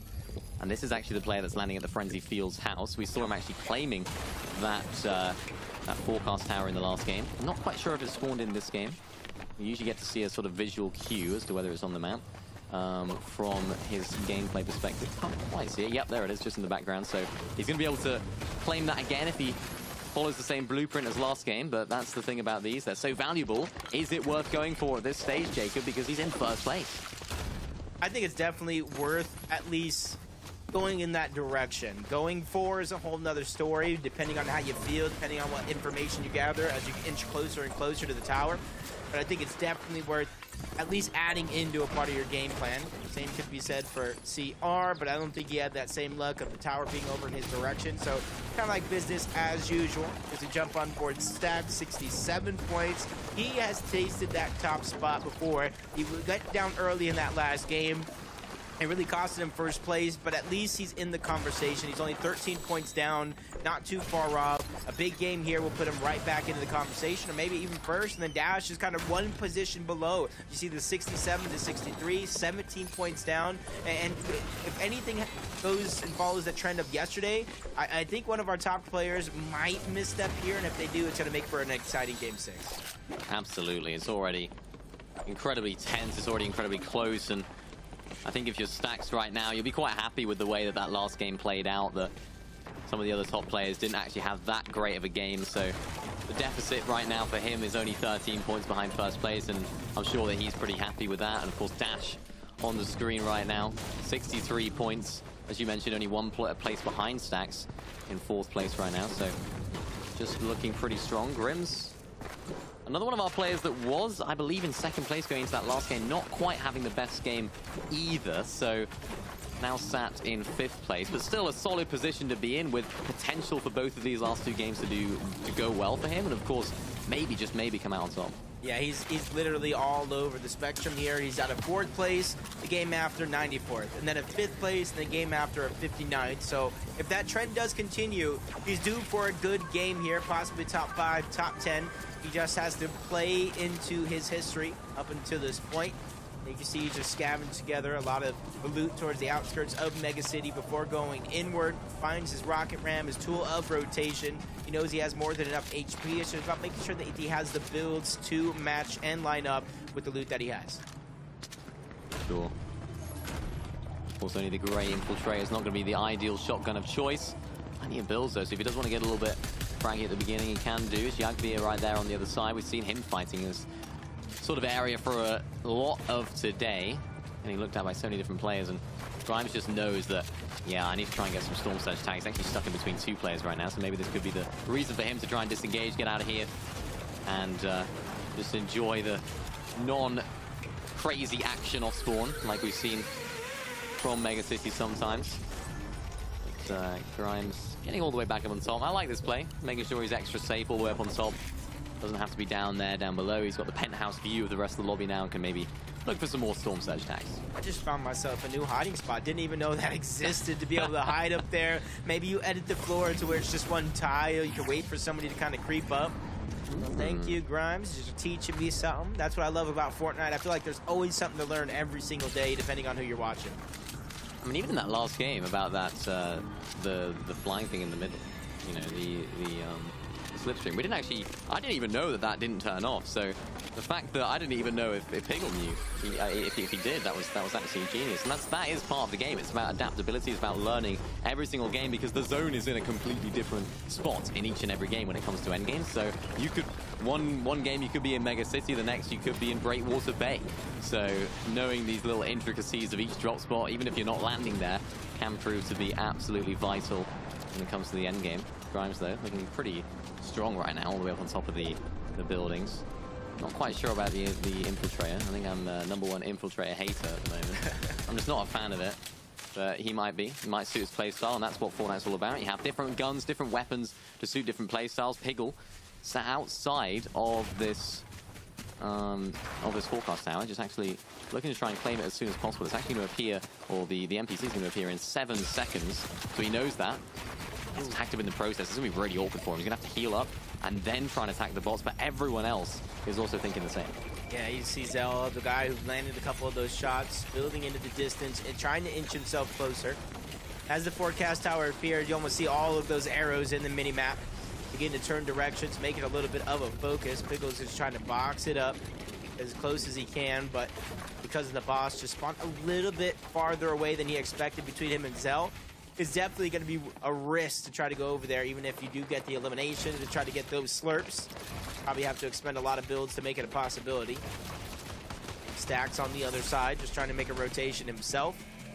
And he's running away from one player, but right into the hands of another. Gets his shields dropped down low, forced to stabilize his position momentarily as he heals up. Good stuff from Piggle. I like the confidence here. I think this is why he's in our first place spot. So many players would have just thought, you know what, right, I got it last game. I'm in first place. I want to try and play a little bit more calmly. I don't want to take the risk of getting this forecast tower, but no. Looks like people are hot. Yep, I was going to say, looks like people are hiding in that direction. Yeah. It doesn't matter if you got it. You're going to bring it right to me regardless. So Piggle's going to be stuck with this tough decision. Is it worth continuing to beeline for? Do you want to wait and waste some time just a little bit? Hopefully Razor kind of disengages off that position, but he's boxed it up. He set his house on top, and he's ready to go ahead and wait as long as he possibly wants, and that forces Piggle in a position to kind of look behind. He knows he can't just go straight for it, put some shots onto someone who once was putting shots on him. That's Zell. Yeah, a lot of people would sort of think, you know, why doesn't he just run away, run into Storm? But the difficulty with this card is that it actually shows up on the map. So every single person in this game right now will be able to see where Piggle is at any given moment because he's carrying this card. Even when he drops the card right there, it's still shown on the map. It's just shown as not claimed. So the strategy here for Piggle, he has to play it very, very carefully. He knows there's another player there. Maybe he's just dropping it. You know what? Maybe he's saying, I am in first place. Do I need to take this risk? Yes, it's going to be absolutely valuable for me, but is it worth potentially throwing the tournament? Yeah, I think he's probably making a smart decision. He's wasted too much time, and instead, even though he does have that slurp juice, instead of just letting the zone kind of eat him alive, he's just like, let me just continue on with my game. I've done more than enough. Even though he did use it in that last game, I've done more than enough without it, and I got to believe in myself and have that confidence to know that I can do even more without it, as he quickly kind of disengages, and he goes from one plan to the next. He talked about adaptability. Now he is adapting on the fly because he has to continue to rotate in, and I think he made the perfect decision at the perfect time, because now he can just continue his rotation, knowing where the next zone is going to be, and he's really not wasting any time other than trying to farm for mats. You saw that the zone was far as well. The long pull. You don't want to be stuck in Storm when you're in first place. You don't want to be in that position. You want to give yourself the best possible chance at making endgame. And if that means sacrificing, knowing where the next zone's going to be, maybe that's so be it sort of thing. Because he might just get the zone RNG. He might just get the zone luck anyway, so it might not be as valuable as it once was, but he's used it at the right time, used it to propel himself, give himself a little bit of a shockwave up to the first place spot, but now he's playing his mats a little bit more carefully, he's playing his time a little bit more carefully as well, so he doesn't need to do that.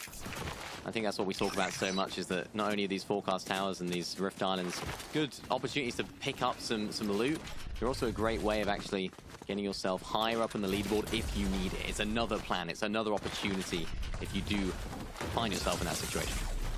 Ooh. On one, looking like he was just safe there for a moment. Nobody really looking his direction. As soon as he jumps out into the open, multiple players make him a focus of the lobby. Shots still squeaking through. Any nook, any cranny, it's just going to go. And there's the shots. There's just so much pressure going down. Crashpad Jr., but it's also the same thing that causes his demise. Jumps in the air, and it's CR who finds that elimination to take him out. +2 for him. Yeah, the Crashpad Juniors. He still had mats there, so I think he just had to try and get out and was hoping that he could land and build, but he wasn't so lucky. Piggle, though, been quite fortunate with his cash spawn. Looks as though it's quite close, and CR. Very not noticeable. It's the 1 point differential. CR stole first place back in the middle of this game because of that elimination. True, yeah, looking at the points right now, yeah, of course, that elimination has actually turned the tides. So, although Piggle is looking in a pretty strong spot with his cash, it was an elimination so far that is the difference. So that's how close this battle is between these two players, and of course players that are around in the name of Stacks and others. That's the difference at the moment, Jacob. That's how close things are. Yeah, and yesterday showed that 1 point was the difference between first and second. Now it's 1 point yet again here in game number 5. You know, I said we were in for a retreat, but I didn't know it was going to be a king-size treat for all of us at home. Stacks is trying to go ahead and make his rotation in, and I think a lot of these players are learning as the day has gone on that these early game fights, even though you might need materials, may not be as fruitful as some would think. They're choosing to rotate a lot quicker than they have in the previous games. Is that CR on another cache potentially? I'm seeing a little bit of a blue glow. Looks like Not quite sure. Like it looks like, doesn't it? It sounds like, I think he could just be on another cache, which will again get him some more slurp juice. Yeah, there it is. You can just see it peeking up under that metal. Wow, this is looking good. If you're CR right now, particularly when it comes to his mechanical and fragging prowess in this game, it's looking very, very good. Yep, choosing to drop the minis for a big pot. Probably get his shields up sooner rather than later. And this is where the Rift Island, even though it's not in the center zone, it still has a chance. Honestly, it still has a chance to be in the zone in this next one as well, because of how much of the right side, the eastern portion, is covered in that water. But if I had a guess, I don't know, you guess as well. I think it's going to go towards the north. I think it's going to move over towards Sanguine Sweets, put the Rift Island maybe at the edge of zone or just outside of zone. Yeah, a lot of the times the zone does pull away from that Rift Island. A lot of the times it does keep pulling as well, traditionally and more commonly. But I suppose we'll have to wait and see. It's often quite a fun game to play. Which way is the zone going to pull? Maybe you guys at home can sort of involve yourself as well. I'm going to say it's going to be a northeast. We're going to get a Sanguine Sweets end game. We agree. Great minds think alike. Love it. A lot of practice. A lot of getting taken down early just as the zone moves is my history. But hopefully somebody can utilize it. Rift Island's going to spawn. You got Easy's World going up against Faith at the top of the island. But for now, it's going to be Easy. We'll go ahead and box up rather quickly. Builds a base 3 layers high. And then quickly goes to try to refarm the materials that he just once lost.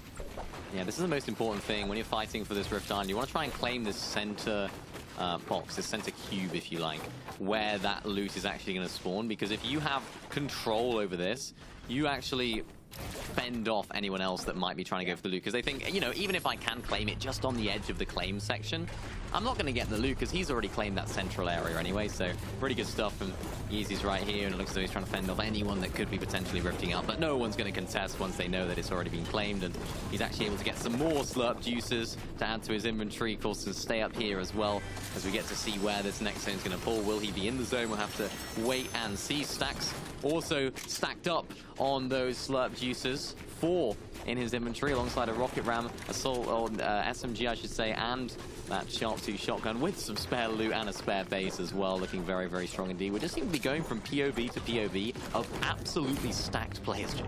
Yeah, and you see what Faith is doing here. Instead of leaving a lot of those heals inside of the vault where he can't really get to them later on in the game, he's just throwing them out. He's built some extra brick right towards his base where he's going to go to. And I expect him to kind of build and give himself the edge of that Rift Island so that way he can look across. And if he takes damage, it's not too much of a worry simply because of all those extra heals that he got. And then he going ahead and switched his combat for the Twin Mag. And I expect that once he starts to make this rotation off this island, he's going to pick up his combat SMG once more to kind of get himself as much of a great loadout as possible. As Grimes probably waiting so deep, found a weapon cache and using those med kits to try to wait. As soon as it spawns, he's able to get the metal, all that loot, and then even those slurp juices that we see be so fruitful for a lot of these players in the lobby, including Piggle, if he can find the time to get it off. And oh, what a sacrifice, and a nice shot being traded off. But luckily for him, the slurp juice is already active. He's wasting a lot of materials, trying to stay alive. I see this whole fight going down. Other players are lending a helping hand over in this direction, just trying to at least get him out of the lobby, even if they don't get the points. Yeah, really dangerous moments right there for Piggle. I've been in that situation. A lot of people would have when you're in a good position in the game. You have everything you need, and then there's a player knocking on your door, causing all kinds of problems. Luckily for Piggle, he lives to tell the tale. 239 above as well. He's looking healthy and well.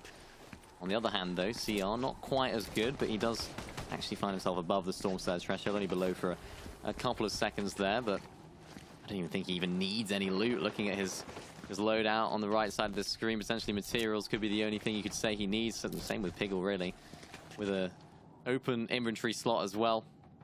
This is a real big battle. These are the 2 players that are leading at the moment, of course. 2 players that are on the top of the leaderboard. One with 82 points, one with 81. If they both have a good game, it could be a 2-horse race going into Game 6. But this is Fortnite, this is Battle Royale, this is PlayStation Cup. Anything can happen. Yeah, you see, there's not really a lot of placement points that's been awarded so far. The first threshold is 75, which everybody's still alive got at least one. The next threshold is going to be the top 50, which is another +1 point. And that's exactly why I spoke about. It's just a bunch of +1 points into the top 30 even. It's not until you get to that top 8 where you get the majority of those placement points. 15 should have been granted by that point. 30 if you win the game. So staying alive is going to be a must, especially for someone like Stax, who's in contention. He's already tasted that first place position on the leaderboard so far, and he's just trying to take it back. Even though he has an open slot, he has more than enough heals in those 2 slurp juices. He has mobility in the rocket ram, and he got himself a nice position at the edge of zone.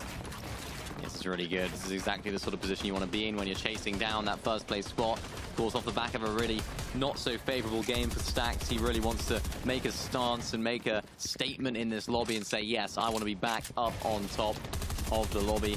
Hasn't actually won a game yet, so maybe this is going to be the perfect time for him to do so. We see Yasby going down in the feed as well. Stax is just trying to make his presence known on this other player. If he can actually find this elimination, that'd be a really nice refresh for him. He's trying to just claim as much of this piece control as possible. The player just tries to evade his attention. Only 57 above the Storm Surge threshold as well, so he's going to need this. And that's why he's getting extra aggressive for it. Yeah, I was about to say, it makes a little bit more sense, because even though he has an open slot, still has a stack loadout, so he probably knew, probably counting the surge and saying, hey, I got to get damage onto somebody. Why not be the guy next to me? Triples his Storm Surge damage, and then quickly goes right back up to the cone. He wants to go ahead and gather the information. Being at the edge of zone, that's where a lot of these players will begin to rotate in from the south, try to get that position. CR, very, very similar spot, but just more congested than we saw a moment ago. He's doing a good job of separating himself and the rest of his opponents. Even with an empty slot, not too much to worry about in terms of heals, in terms of weapon. It's just the resources, it's just the materials that worries me just a little bit. Even though he may be fine for now, if the zone pool is far away, that's where it's going to get drastic for him, and I'm not going to say I cursed him. It wasn't my fault. On cue, the zone pulls max distance to the north without a rocket ram, without any way of getting into the zone. Only 49 above as well, so for CR, panic systems have started to come into play. Wow, Stax. I mean, there's not much of a better time to use a slurp juice than when you're on 1 HP. Perfect time for it. Does, of course, have the rocket ram as well. Has an equally long rotation to make, but looking good in the process. 89 bills, looking the better of the situation and position than CR right now. But, of course, rotations can be dangerous when it comes to these rocket rams. All it takes is one misstep, one wrong landing, and you could end up back in the lobby. And I'm just keeping an eye on that feed because you never know who could pop up. Could it be one of our top 2 players? And Stax will certainly be hoping for that. Yeah, he's made a perfect rotation above everybody else. You see more than half the lobby is stacked towards the southern portion of the map. Same thing for Grims. A lot less congestion the way he's rotating in, and by the time he gets there, the zone will open up even more. CR takes down 1, gets a good amount of loot for his efforts. That's the only thing that I had worried was the 26 builds he had moments ago. Now he's more than doubled up, almost quadrupled up on his materials, giving himself a little bit more of a sigh of relief, some would say, now that he can expend even more materials on his way towards the zone, because I think we all know he's going to need those materials. That was the biggest sigh of relief I think anyone's ever done in the history of the universe, because he needed that refresh so badly. He needed a way to get into the zone. He needed the materials. Everything that he needed, he has just found, and that is the sign of a top-tier Fortnite player, being able to get what he needs when he needs it most. And he wants more. He's not stopping here. He's a greedy one because he wants another elimination. He knows how important eliminations can be when things are so close to the top. He's still on 85 points, leading the pack at the moment, but of course he still has to make his way in. There's a player right next door that goes down. He doesn't want to fall victim to the same situation, and it looks as though he's just about to make his way in. Not without a little bit of fire from below, though, so difficult situation for him. I think he's going to stay alive. I think he's looking good. Only 46 bills right now, though. Zone does pull back in his favor, so it's looking good if you're a CR fan right now. Things are looking strong. Yeah, luck of the draw here that he finds his way in towards zone. He was able to get the refresh, gets the slap splashes as well, which means that he gets to save his slurp juices. And he gets that zone pull. Even though Stax gets the zone pull as well, he knows somebody is positioned exactly right next to him. That's Dozier. This is where he's just trying to go and whittle down, get a couple of those pieces underneath his control, does the phase, and is quickly trying to rotate in towards the zone, or at least as close to it as humanly possible. Wow. And I think this is as close as you could possibly get without the zone opening up just yet. But as it continues to open up, the zone is moving. It gives Stax a little bit more room to work with, and he finds a little bit of that fallen loot that somebody left behind. One man's trash is another man's treasure is what I always say. For sure. It's not much, you know. It was only Siphon, but it's something to keep him going in this game.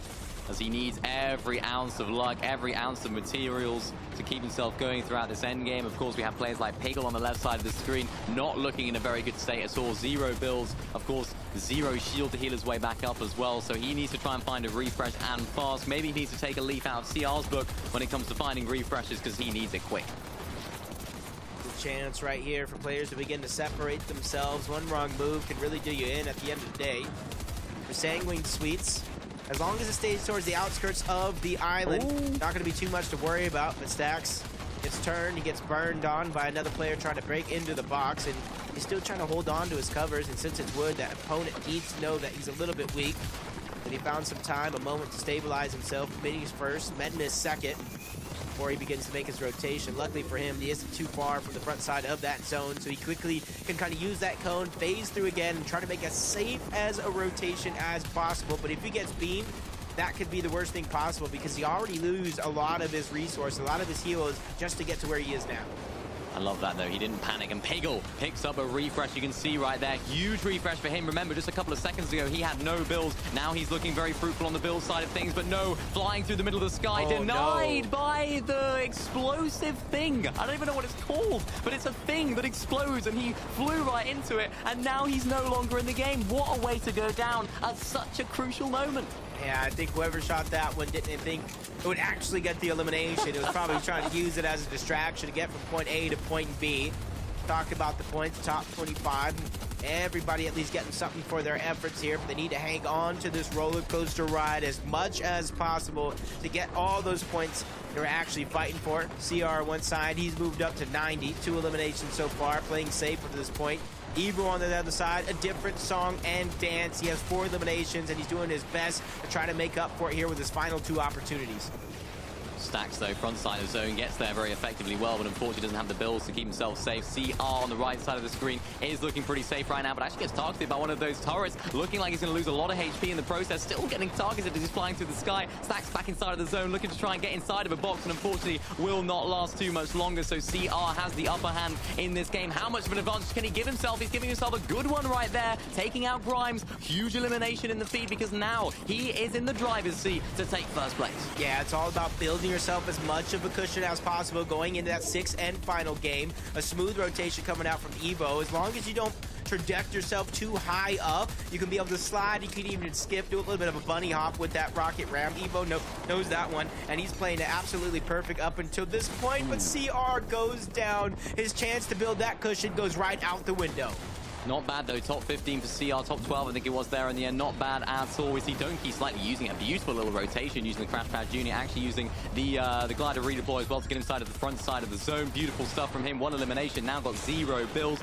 Saw the little refresh right there, but not able to go for it as another player decides to hop right on next to him. He's got a little bit of a noisy neighbor, and he wants to get out of there as soon as possible. He's moving towards the skies. He's flying up high. He's trying to find himself a high ground position, but he's not going to be able to find one. He drops straight onto another player. Unfortunately, though, that is his demise. And Dash Rooney does go down, but finds the elimination in the process, and they both fall back to the lobby. Yeah, prime example of the double-edged sword that the rocket ramp is. He's able to get the elimination, goes out right after. Fungus takes down Omizi. Into the top 4 we go, and the majority of those placement points, including Cam, and the 5 eliminations. Talk about climbing up the leaderboard. This is his chance at perfection, but he's going against Fungus. Fungus is so weak. If Cam sniffs any of this weakness, he's going to continue to go. First shot's going to be landed. Follows up with the combat SMG, gets his 6th elimination, and takes game number 5.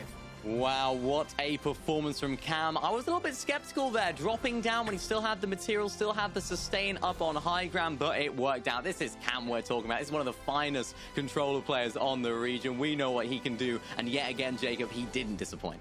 Yep, and he's just trying to claw himself in the conversation. We saw CR go down. I didn't see exactly the points that he had, but I know it was under 100. So as long as you keep yourself within 20, 30, 40 points, at least you have a chance, especially if they do go down very, very early on. You just got to give yourself a chance going into this last game. And you can see these are the moments right here with CR. At this point in time, he's already overtaken first, and he's just trying to build his lead from there on out. I mean, how does he does it? How does he do it, I should say? How does he find these refreshes at such prime positions and prime moments in the game? Piggle doing exactly the same as well, just making his way through this endgame, not quite as successfully, and this was the refresh that got him through this endgame. Unfortunately, not quite having the best end to it, but a really, really solid performance from some of our top players. But of course, some of the players lower down also had a solid game too. Cam finally coming alive here in game number 5 is what we like to see from him. Yeah, it did. You know, even seeing it again, it did look a little bit risky there from Cam as he dropped down low. But hey, if you're going to be the best, you got to beat the best. And he definitely took that one by force. As we check out the Game 5 standings, he gets 42 points for that game alone. Fungus is able to get 35. Everybody else still trying to make up for it. And right now, I'm just kind of looking for Piggle. I'm looking for CR, see where they ended up. CR got 17 in that game, placing 13th. Yeah, not bad at all. I think Piggle was a little bit lower down, so not quite doing quite as well. Yeah, there you see him, 28. So only 9 points for Piggle right there. It was a really, really difficult zone for him as well, of course. We know he lands at the Frenzy Fields area. That was all the way up at Slappy Shores, that zone, and of course up in the Sanguine Suites area. So really, really difficult zone for him, as we see some of our other players that didn't quite have as good of a performance in that last game. But as we head on into game number 6, this is the moment. This is the ultimate game of the day. This is where teams have to, or players have to think about, how am I going to maximize my points from this game? Anything goes. It's now or never. Yeah, and honestly, it plays a little bit of mind games on players, those at the top of the leaderboard and on the middle of the leaderboard, because, you know, you got to think, what do I do here when I'm in first place? Do I change it up? Do I play business as usual? Because you never know what's going to happen in the final game, because everybody else that may not be in that top spot on the leaderboard might try to get a little bit more aggressive, pick up some points, even if they may be out of contention for first place. We talked about the thousands of dollars that's still up for grabs for each and every one of these placements as you continue to move up. Yeah, I mean, we've seen it so often where things can change so much in game number 6 of tournaments. Now, I'm going to put you in a situation here, Jacob, right? If you were in second place, as maybe Piggle is, maybe whoever is in second place, and I think CR is in first place, if you're just about 10 points away, would you land on CR? Would you try and take them out early so they're not going to cause you a problem later on in the game, or are you just going to stick to your own game plan and play it out? It all depends on how familiar I am with his drop spot and how contested it is with some of the other players here in the lobby. I definitely think that's a smart decision, especially if you continue to look down the leaderboard, how widespread that gap is. But if I'm Piggle, I maybe at least think about it. I toy with it. Maybe I talk to my coach, talk to my parents, call up who I need to, explain the situation, and then kind of see how they feel about it. But man, I'm a glass half full type of guy, and I think they should probably play this one out if you're in the top 2 or even top 3.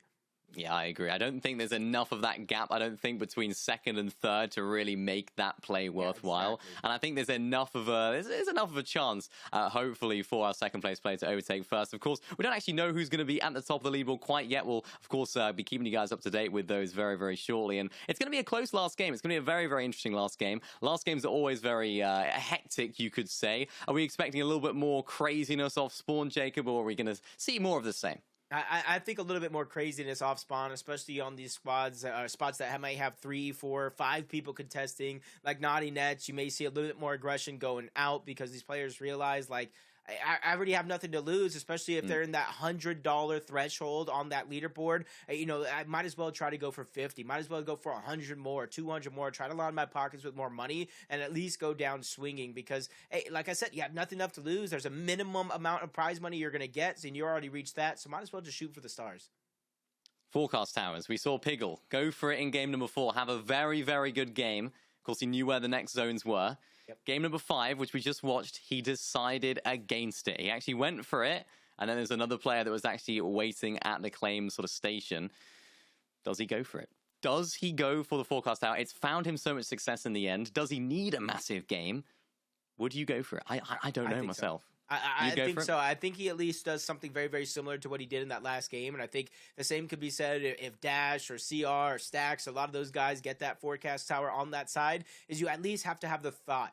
What if it's not contested? Move over in that direction. Kind of feel it out from there. And I think Piggle in that last game made the right decision. Even though he didn't go through with trying to execute and get in the forecast tower, he gave himself a chance at the bare minimum. And then he realized it's not worth my time. They dropped the card, disengaged, and kept on with the rest of the game. Because I feel like if he would have tried to execute on getting that forecast tower, he maybe goes down earlier and he's at a much different spot on the leaderboard.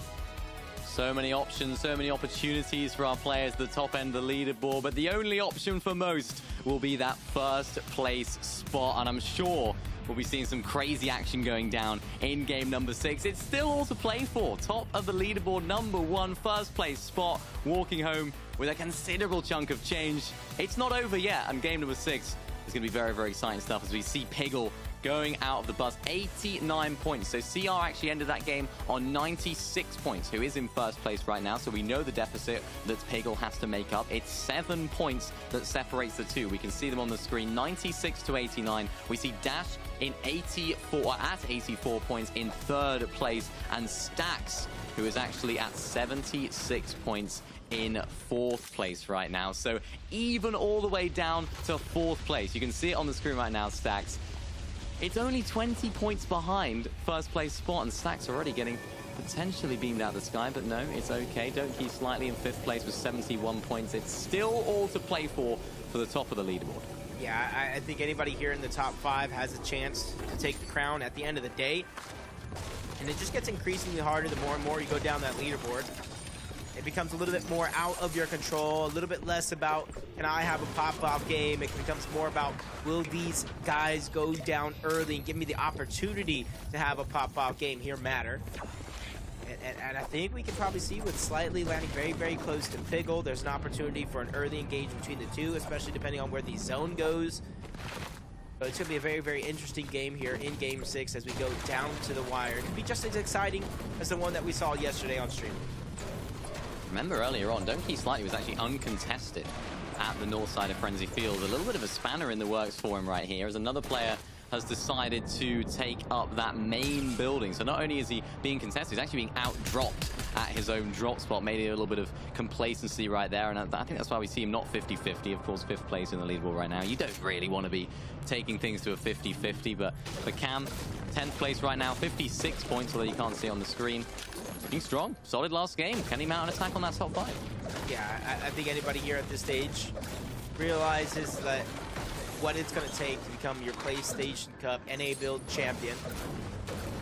It's been definitely a grueling 5 games going into our 6th here, and I know already for some of these players who might be contested, it's not as easy as maybe they would think it was. You see a lot of that talk on social media about how they may be the best, but when push comes to shove, it just takes a real challenge to come out on top.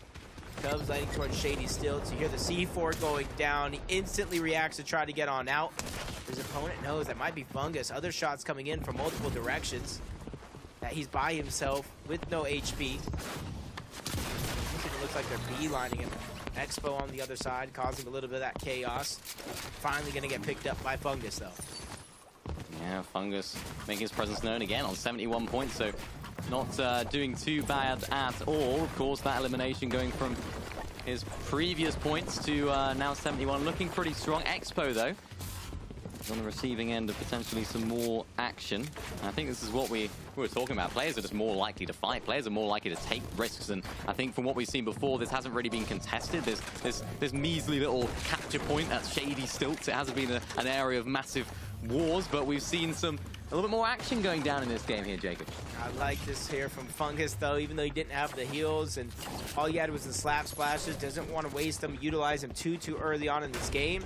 He quickly finds, some coconuts, some mushrooms to try to get the shields up, or at least as much as possible. Expo probably feeling a little bit too safe here. Probably thought Fungus was disengaging, trying to get on out, but he turns right back to the scene of the crime. Man, it's just one little cheeky Maven shot before continuing to look for those shields. He doesn't want to risk it all with 71 points. He's at least in conversation of taking away that first place spot. Yeah, he is. Rehan, though. Nice little elimination just outside of Breakwater Bay. Good plays right there. Actually, of course, these are the sort of plays you have to make for the other player on the receiving end. Unfortunately, their day's over for the night. Might as well, maybe get a cup of tea. Although this is the NA version of the show, so maybe it's something different. Maybe my British is coming out there.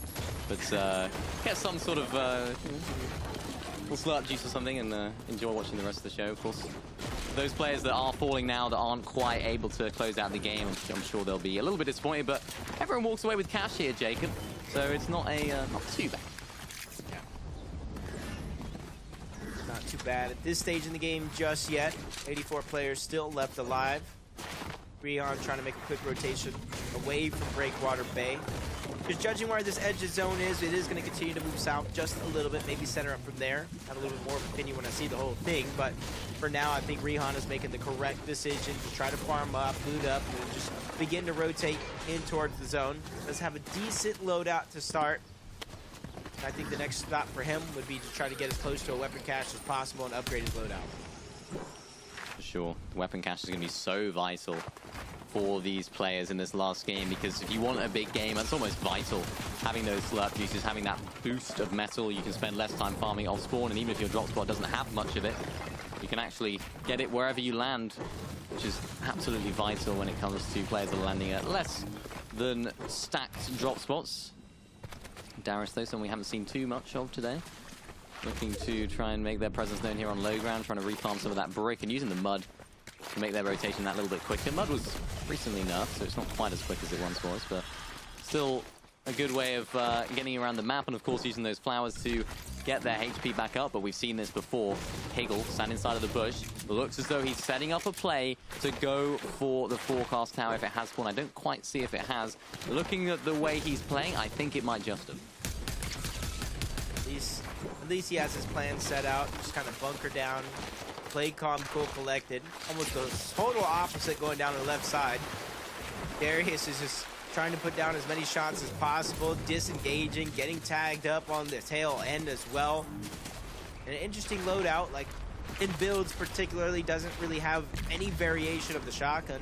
I can see it being a plausible opportunity in zero builds, but here in builds, I almost think it's a must to carry any shotgun, let alone combat SMG, just kind of being your main source of damage. Maybe he just didn't find one overall, but he's still getting tagged up in the distance. Finally using those slap splashes, finds two more into a tent. He's probably thinking to himself, maybe I should go camping more often. Maybe. I mean, it provides some sort of protection. You know, maybe set inside of there. I prefer builds myself to protect against some damage, but who knows? Chuck down a tent, spend half an hour trying to put it up, realize you put it up the wrong way, and then end up going away anyway and staying in a hotel. But that's just the way it goes. We see Darius rotating away, doesn't want anything to do with that campsite anymore. He's deciding to get inside of the mud as well. And Dash on the right side of the stream, one of our top players, 84 points. You can see 0 eliminations for him. But going into this game, he was 3rd place, and there's Pump getting an elimination. I said it, I wanted to see more from him, and we're seeing it yet again. Just really giving us like a show here for the end. Mentioned again, CR first place, 96 points. Piggle second place, 89. Then you have Dash here in 3rd place with 84 points. These are the top 3 in the conversation, of course. 4th and 5th, they still have a chance as well, but it's a little bit more out of their control. And this is where you see the difference in the game plan going through for a lot of these players. Zone pulling towards the south, but he does have that western lean, and I think it could center up, maybe give us a Shattered Slabs end game, maybe Eclipse Estate, something that we saw earlier on the day. But I do think it's going to continue to pull towards the west overall.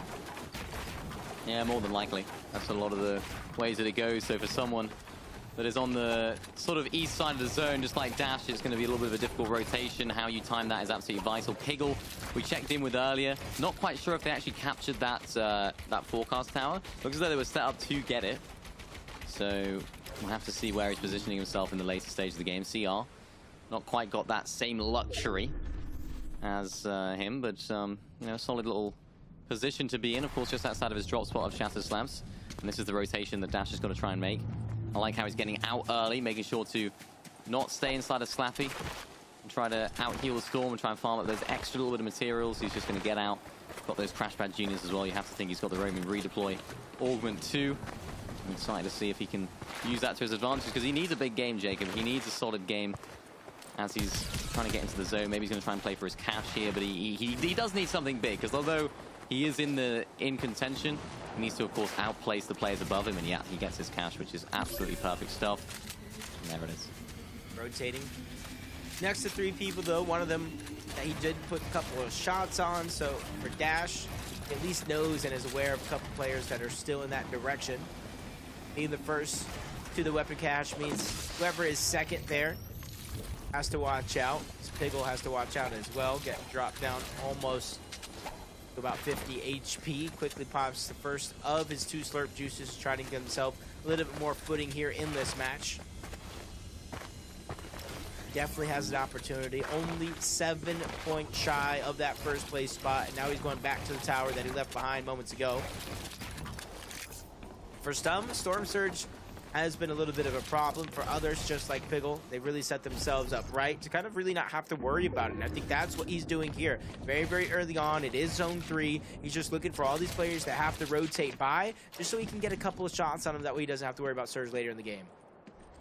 That's absolutely vital. When you go into a game of this magnitude, having that proactive nature of gameplay, as we see CR doing as well, just trying to make sure that there's as little things that you have to worry about as possible later on. If you can eliminate any of those sort of worries early on, then it's absolutely vital that you can do so, and that's what they're doing right now. They're just looking out their cones. They can see some of the players that are rotating in. They're trying to make sure that they can get as many tags as they can to make sure that damage is not going to be a problem. Usually in the last games of tournaments, it gets a little bit more aggressive, so we don't see as high thresholds as we might have seen earlier on in the tournament, but who knows how things could play out.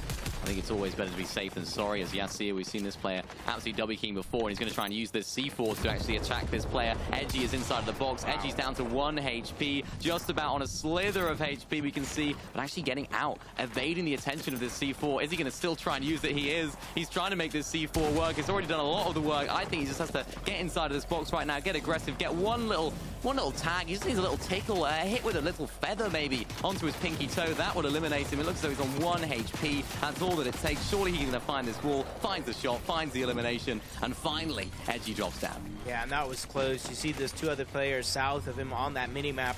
We're beginning to shoot in that direction, and if you're Yassir, you put in all that work, and then somebody just quickly tries to steal it away. He made a little bit of a misstep. It did look like he was going to try to get the gold sharp tooth, but accidentally re-drops it for the rocket ram. But since he already made his rotation, doesn't want to double back and make himself a target now that he is out in the open. Dash, 85 points, trying to save as much of the heals as possible. Choosing not to grab the rocket ram, but the Crash Pad Junior. If he's able to combine that with the roaming redeploy augment, that'll give him the perfect rotation going into the end game. You can kind of see where already Rift Island is about to spawn in. Just outside of Shattered Slabs between Shattered and Rumble Ruins.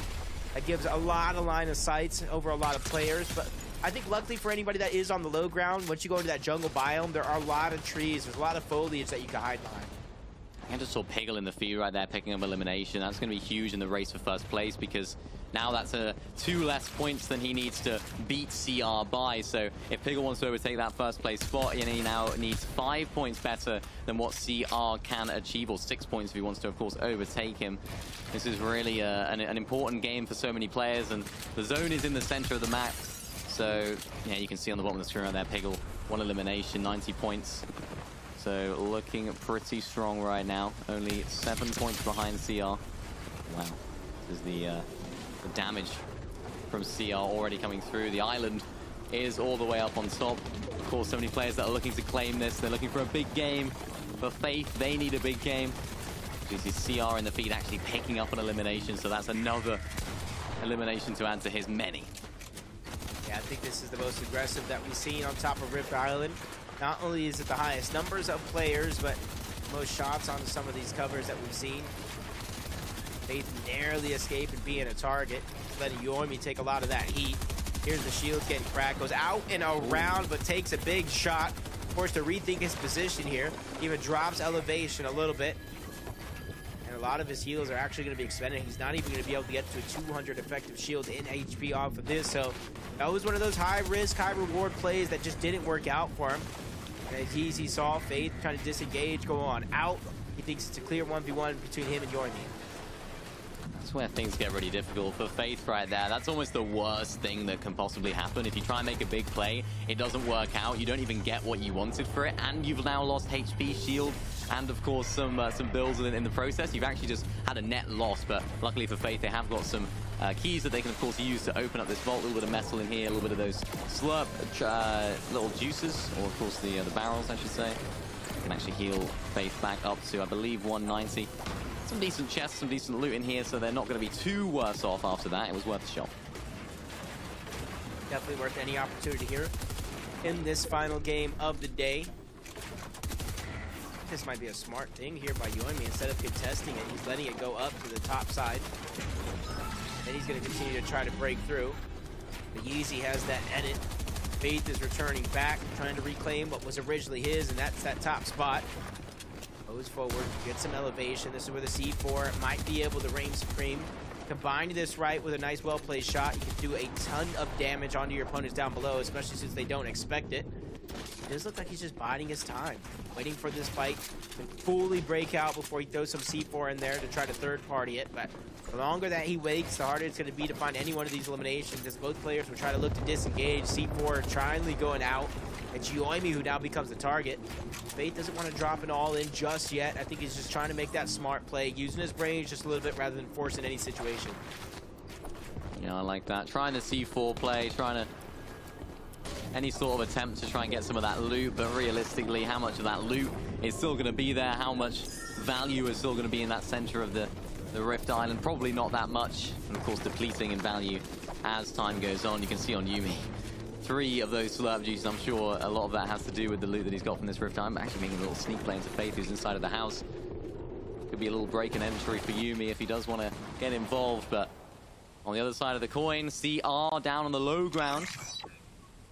He's checking the augments, making sure he's making the right choices, not making the wrong decisions, as Piggle also down on low ground. They're quite close to each other, I think, quite in a similar sort of vicinity, so we could see them clash heads at some point on a rotation of some sort. Dash, 0 eliminations for him. We've seen him rotate all the way from Sappy Shore, so that's why his builds aren't quite looking as strong as some other people's, but you know, he's got the heals to match, so it's not too bad. Let's see where this next zone's going to go. It's going to be a little bit of time until we get to see it. 3 seconds, and then we'll see who has a favorable zone. And it's everyone that's on the congested side. A lot of the players that are already at the top of the leaderboard, I wouldn't say been gifted the zone, because it comes through from making those wise decisions to position yourself there, but it definitely makes their job that much easier coming into this end game. Some more than others, though, as CR still has to try to rotate in. 7-point differential between him and second place. He's keeping up, going toe-to-toe. Kind of see this might not be a bad position for him to box up at due to those 2 slurp plants, but I think a lot of the players, they rotate in from the north side of the zone, are probably going to be utilizing those as well.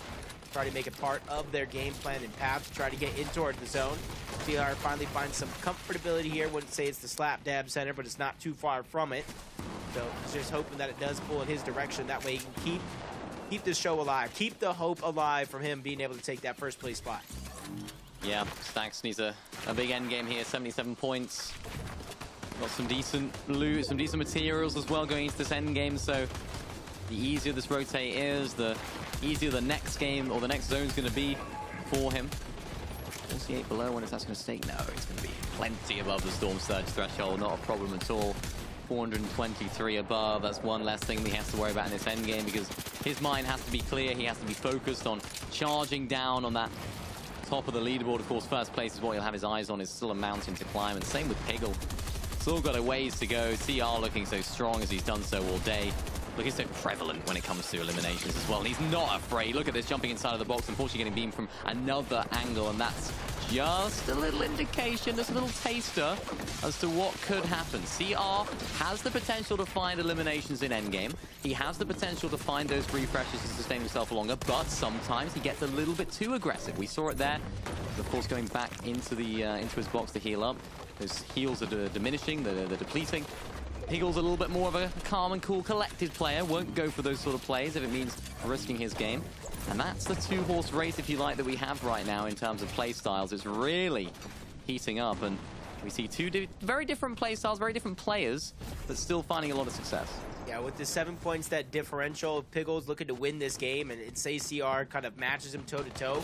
He needs to win the game, and then CR needs to get top 3 or less. That's the kind of situation we're in for Piggle. So it literally could go down to the wire with it changing hands at a moment's notice. Piggle's just kind of playing the game of placement, and he knows as well as probably you and I that these eliminations, at least the opportunities, will naturally present himself as the end game does go on. People out of builds, out of shambles, and right now Piggle takes a huge amount of damage. Shields just dropped off in the blink of an eye, forced to use his last slurp juice. His opponent provides, getting a little bit more aggressive.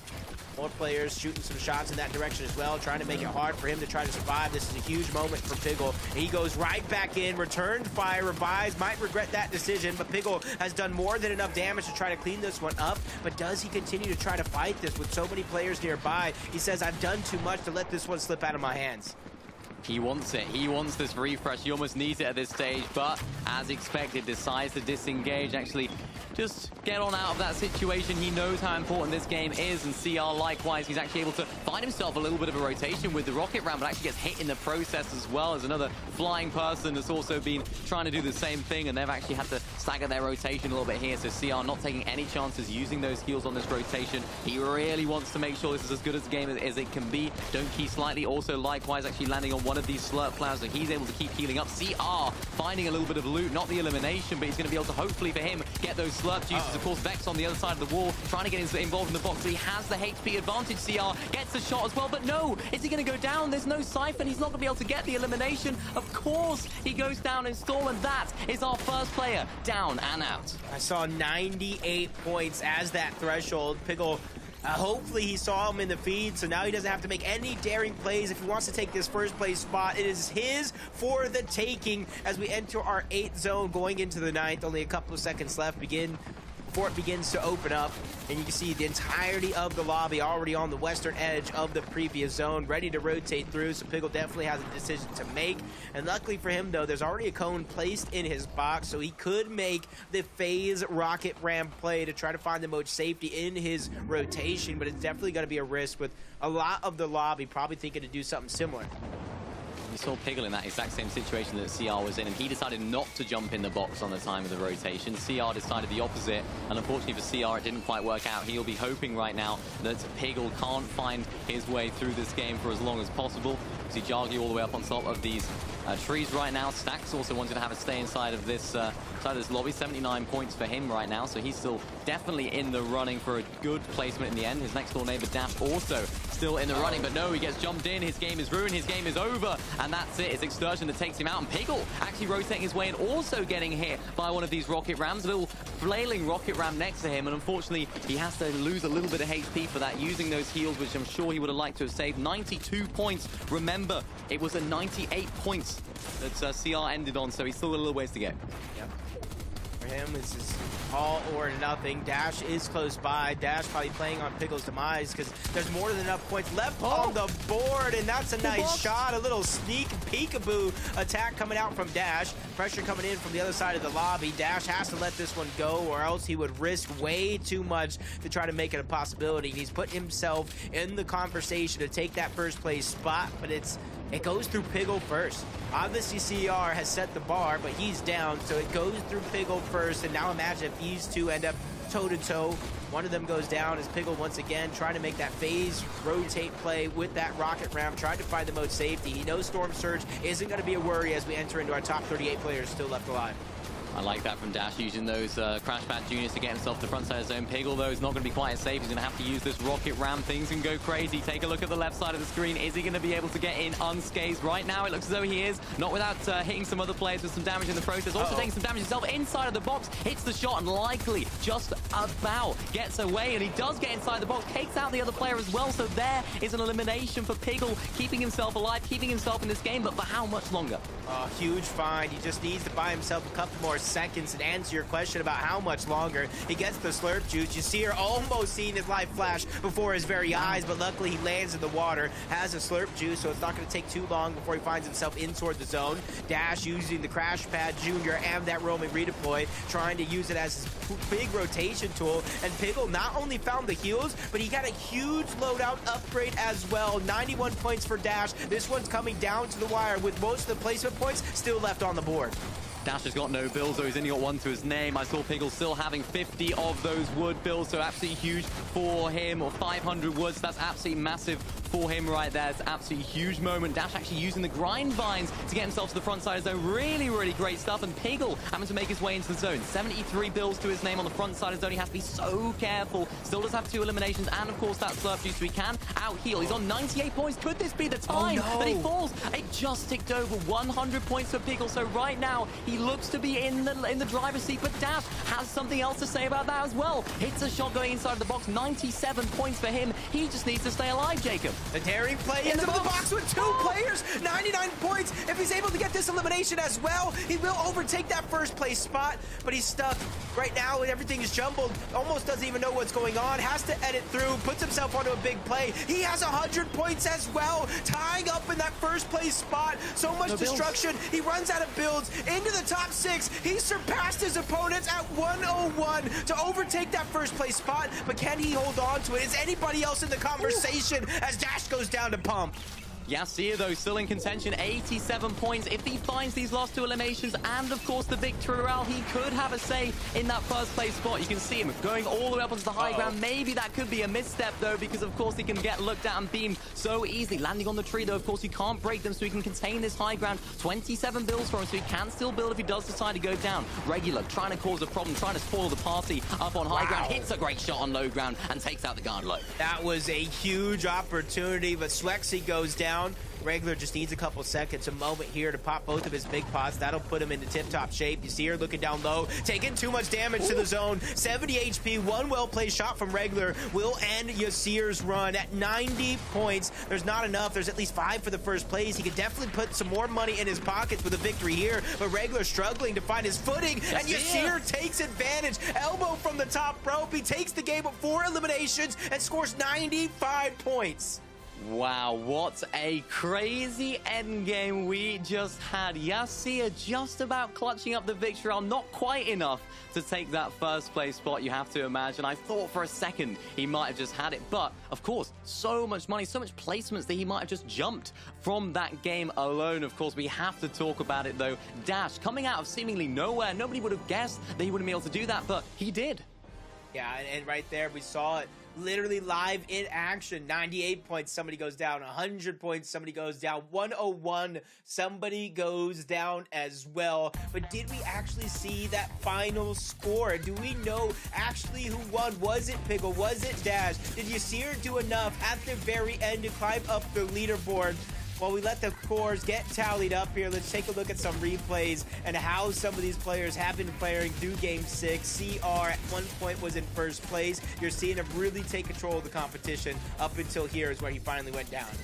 Yeah, of course, you know, the points can still come through at the end of the game, so we actually do not know who actually came out on top. It could have been Dash, it could have been Piggle. And of course, we just don't know, but this play right here from Dash, that is what got him the materials to actually make his way through that endgame. Yasir, what looked like a bit of a misplay when he actually went up on top with no builds. This was one of those situations where he actually just hit that big shot, connected with the SMG shots as well. That is exactly what you want to do. And of course, as we relive some of the moments from that game, we take a look back at all of our game winners from today. Congratulations to everyone that, of course, did manage to win the game today. Blur Antics kicking us off with that expert. Of course, Don't Key Slightly game 3 on one with a crazy game 4. Of course, Cam coming through with the game 5 win. And of course, Yasir, game number 6. What a day, Jacob. It's been crazy. Yeah, Yasir, I feel like with that game 6, that's almost all left that he had to do. He's been pretty consistent throughout each and every one of those games, and he tops it off with a VR in the finals lobby. And you got to think, how many points did he jump up because of that last VR that he got? So even if he didn't get first, I don't know. We're going to see what this leaderboard looks like, but he definitely earned himself at least a few thousand more dollars for that final game alone. You want to see the leaderboard, Jacob? You want to see it? I do. Don't I'm down to see it. I hope you guys at home are ready, because I am certainly ready for the leaderboard. I'm excited to see what went down, of course, today. The overall standings, and like yesterday, if you did tune in to the Zero build, we're doing it again. We're making you wait. The bottom to the top. These are our 81st and 99th, of course, 61st through 80th as well. Of course, not the best day for these players. I'm sure they would have expected better. I'm sure they'll be, going back and watching the VODs and trying to improve, but they still walk home with some cash, Jacob. Yeah, it's definitely, much important, much needed cash that a lot of these players could probably use, no matter what they're going to go ahead and spend it on. It's definitely something that is huge. Sometimes it's not even about the money. You know as well as I do, it's about the bragging rights. It's about knowing that you've competed with some of the best players in the world and was able to make some money throughout all your efforts. But this is it. Time. The drum roll. Our final page to pass to see who's won our PlayStation NA Build Cup champion.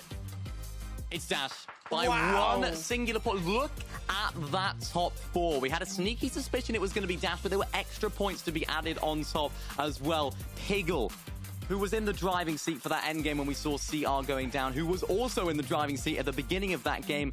It's just been turned completely on its head. Of course, Yassi are now actually overtaking CR in third place. So actually it was only, it was 3 points between first and fourth. Every single person had 1 point in between them. Yeah, I was going to say 1 point separated our top four from each and every one of those plays. That's one elimination. That's surviving just a little bit longer in your previous games. And honestly, it goes to show that these PlayStation Cups really do deliver the excitement. Back-to-back times on stream from EU to NA. It goes down to our sixth and final game. And it's 1 point that separates the champion versus the runner-up.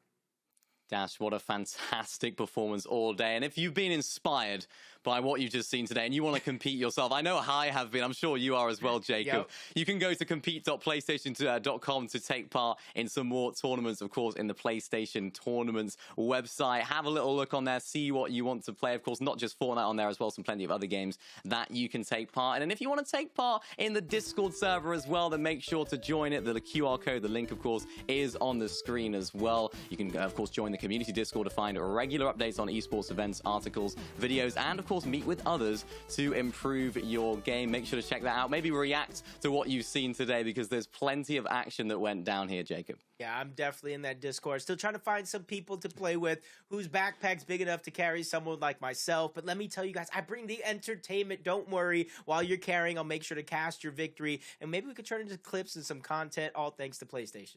Yeah, and speaking of entertainment, of course, do not miss the MLB The Show 23 Championship Series. It is actually already underway. The last round of qualifiers is on September the 16th to 17th. You see the wildcard qualifier on September the 23rd and 24th. Of course, all of that from the group stage all the way up to the grand final is going to be streamed on the SDS, Twitch, and YouTube. So make sure to check all of that out. If you want to learn more, then make sure to go to mlbthe.show/6988B7. You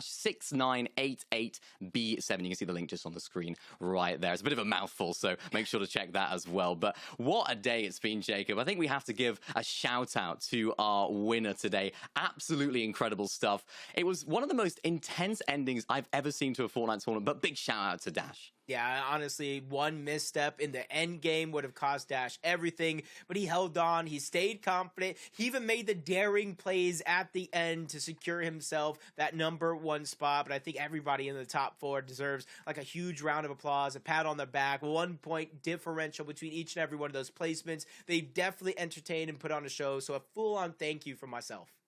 Yeah, absolutely. Likewise, myself. Of course, CR going into that game in first place spot, now in fourth place. That just shows how quickly the tides can turn. And that's what Fortnite's all about, Jacob. Yeah, it's definitely true. It just goes to show that no matter how confident, how far ahead you may feel in some of these games, I think he entered with a 7-point lead.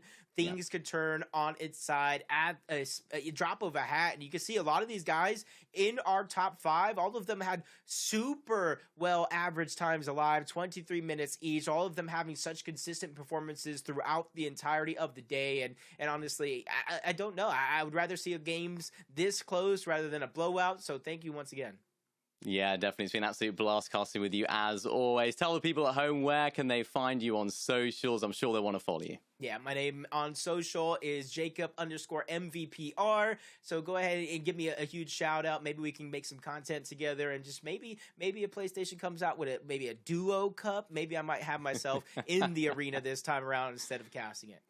I'd love to see it. And of course, you can find me at MiniMinerYT on most socials, I'll say. You know, some other ones as well, but we'll leave those out. But thank you to everyone for tuning in today. It's been an absolute blast commentating this event, of course, hosting it as well. Hope you guys have enjoyed at home. Thank you all for watching, and we'll see you another time for some more Fortnite action.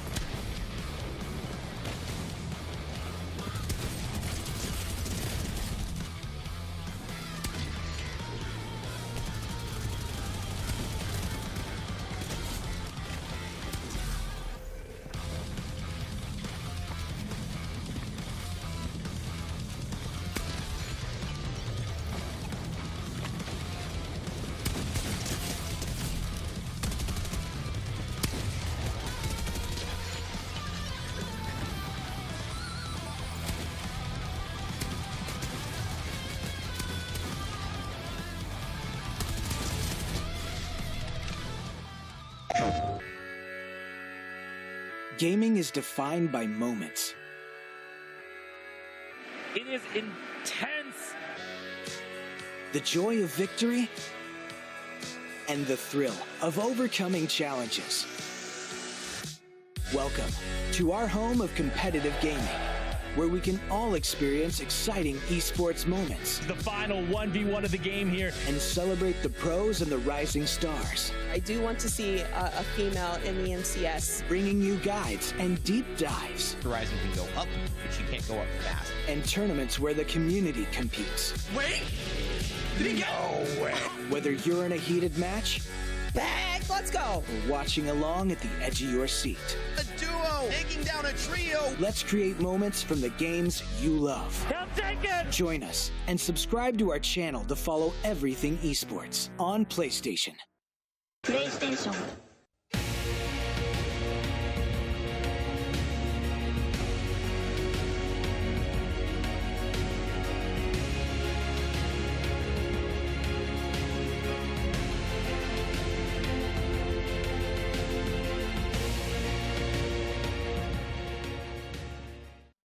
PlayStation.